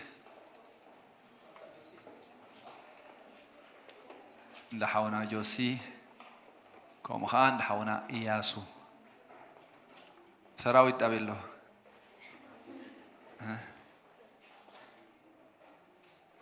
representation تقولين سأجمع لنا كل التولد اللون فلتوا ميهو إيش I think ياسو عمله مثلاً اسكي እግዚአብሔር ይባረክ ኢየሱስ ጎይታ እስኪን ጸልይ ሃሌሉያ ክብርን ጎይታ ይሁን ክብርን አምላክ ይሁን እግዚአብሔር ዓቢዩ በመደብ يقمطنا በመደብካ ينቀሳቀሰና ጥራይ ኩል ጊዜ እንታይና ሐስብ ዘለና ብቲ እግዚአብሔር ዘቀመጠና ክንቀመጥ እምነት ክንደሊ በእግዚአብሔር ክንሕጎስ አምላክ መስገን በተና እግዚአብሔር ነገር ደስ ክብለና ናይ እግዚአብሔር ዕዮ ክናዓይ እግዚአብሔር ካ ተግባር አዳውና ዘበለ ሁሉ የስልጥ ይህምላክ መስገን በእግዚአብሔር ተሐጎስ ንስድማ ሌት ካ ዘበለ በካይ ጽሑፍ አምላክ መስገን አብተ ሀገር ተቀመጥ እምነት ከአደለ በእግዚአብሔር ተሐጎስ ይሉ አምላክ መስገን ሃሌሉያ እግዚአብሔር ይባረክ ስለዚህ እግዚአብሔር ይው ዘንቀሳቀስ እግዚአብሔር ሙቭ ዝገብር እግዚአብሔር ይው ቦታና ቦታ ታይዝ ገብር ማለት ዘንቀሳቀስ አምላክ መስገን ግን አብ ዘኸድና ግን እግዚአብሔር ይባረክ እግዚአብሔር እንታይ ሐሳብካ እንታይ መኸርኻ ክንብልካ ናይ እግዚአብሔር መደብ ማለት እዩ ሃሌሉያ እስኪ እግዚአብሔር ይባረክ ክንጽሊና ክንባርኾም ኢና አምላኽ መስገን ኣብዚ ኸድዎ ከምዚ ኣብዚ ንበረኸት ዝኾነና ከምዚ ኣብዚ ዕዮ አምላኽ ዝዓዩ አምላኽ መስገን ኣብቲ ዝኸድዎ ኸ እስኪ እግዚአብሔር ይባረክ እግዚአብሔር ክረድኦም ክድግፎም ክንጽሊና ክንባርኾም ኢና ካብ ቤት እግዚአብሔር እስኪ ናይ እግዚአብሔር ሓይሊ ክቃበሎም ኣው ናይ እግዚአብሔር ሞጎስ ቀቅድሚኦም ክኸይድ ኣብ ድረገጽዎ ዘበለ ኩሉ ምቕናዕ ምስላጥ ክኾነሎም ከም ማሕበር አምላኽ ከነማዕቆይና ስርዓት ስለ ዝኾነ ይኮነን ኣሕዋተይ ጸሎት ሓይሊ ስለ ዘሎ እዩ ከምዚ ገይሮም ቃለይ ኣባታቶም የንብሩ ኣነ ኸ ተኸገብር ኢሉ እግዚአብሔር ክባርኽ እየ ኣሜን ክባርኽ እየ ዝበለ ኣምላኽ ኣሎ ቃላት ንዛረበሎም ቃል ኣምላኽ ኣብ ልዕሊኦም ነንብር ንዛረብ ኣምላኽ መስገን ሃሌሉያ እግዚአብሔር ከዓ ክባርኾም እዩ እግዚአብሔር ከዓ መገዶም ክቐንዕ እዩ እግዚአብሔር ከዓ ነገራቶም ከስልጥ እዩ ኣምላኽ መስገን ሃሌሉያ ክብሪ ንሽሙ ይኹን እስኪ ንባርኮም ኣምላኽ መስገን ካብ ቤት እግዚአብሔር ንባርኾኩም ኣለና ፍቁራት ኣሕዋትና ኢኹም ኣብኡ ምስከድኩም ከዓ يقنعكم يسلطكم نبلو أملاك مسكن سسن وسخو نبزحات نبرخت كنبلو أملاك مسكن هاليلويا يسوع قويتك جبير يبارا سكي مس باستر جورجو خوينا نبارو خوينا أملاك مسكن هاليلويا هاليلويا هاليلويا روبا شاكالا لاباس أتاريا يا بيرابو انفس قابل عليهم يخون حيل قابل عليهم يخون صقا قابل عليهم يخون بيسوع كريستوس بعد صقا يغلصو درب صقا يغلصو بيسوع كريستوس كبيت كان بارخو مالنا بشم يسوع كريستوس بارخو مالنا بيسوع كريستوس بارخو مالنا بكريستوس يسوع بركات قابل عليهم يخون يسوع كريستوس اباي نو صقا لك زشاغر صقا دو زبل صقا يا بيرابو نو يا أملاك كعيو زخولهم تأجل لك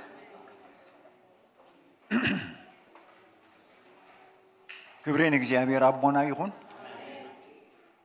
أتوم ولدنا دكنان كابانا نبتي روحوا أجر كتكو دخلهم كمتي حنت فلسي كابسورة محوا بيلكا نب حنتي خالو بوت أخطوس داخلها أنت واحدة نسلسته معلت زأكل قوسلا يسأملو مغنياتو مستحمدن مستي أو زلو أيرن نخت السماع سخونة جزية سلزوس دلا مالتي سأني حاجن كم تقدم زنبرتو تراي ديكونه إنه قوسلا لمعو قومتان ويحو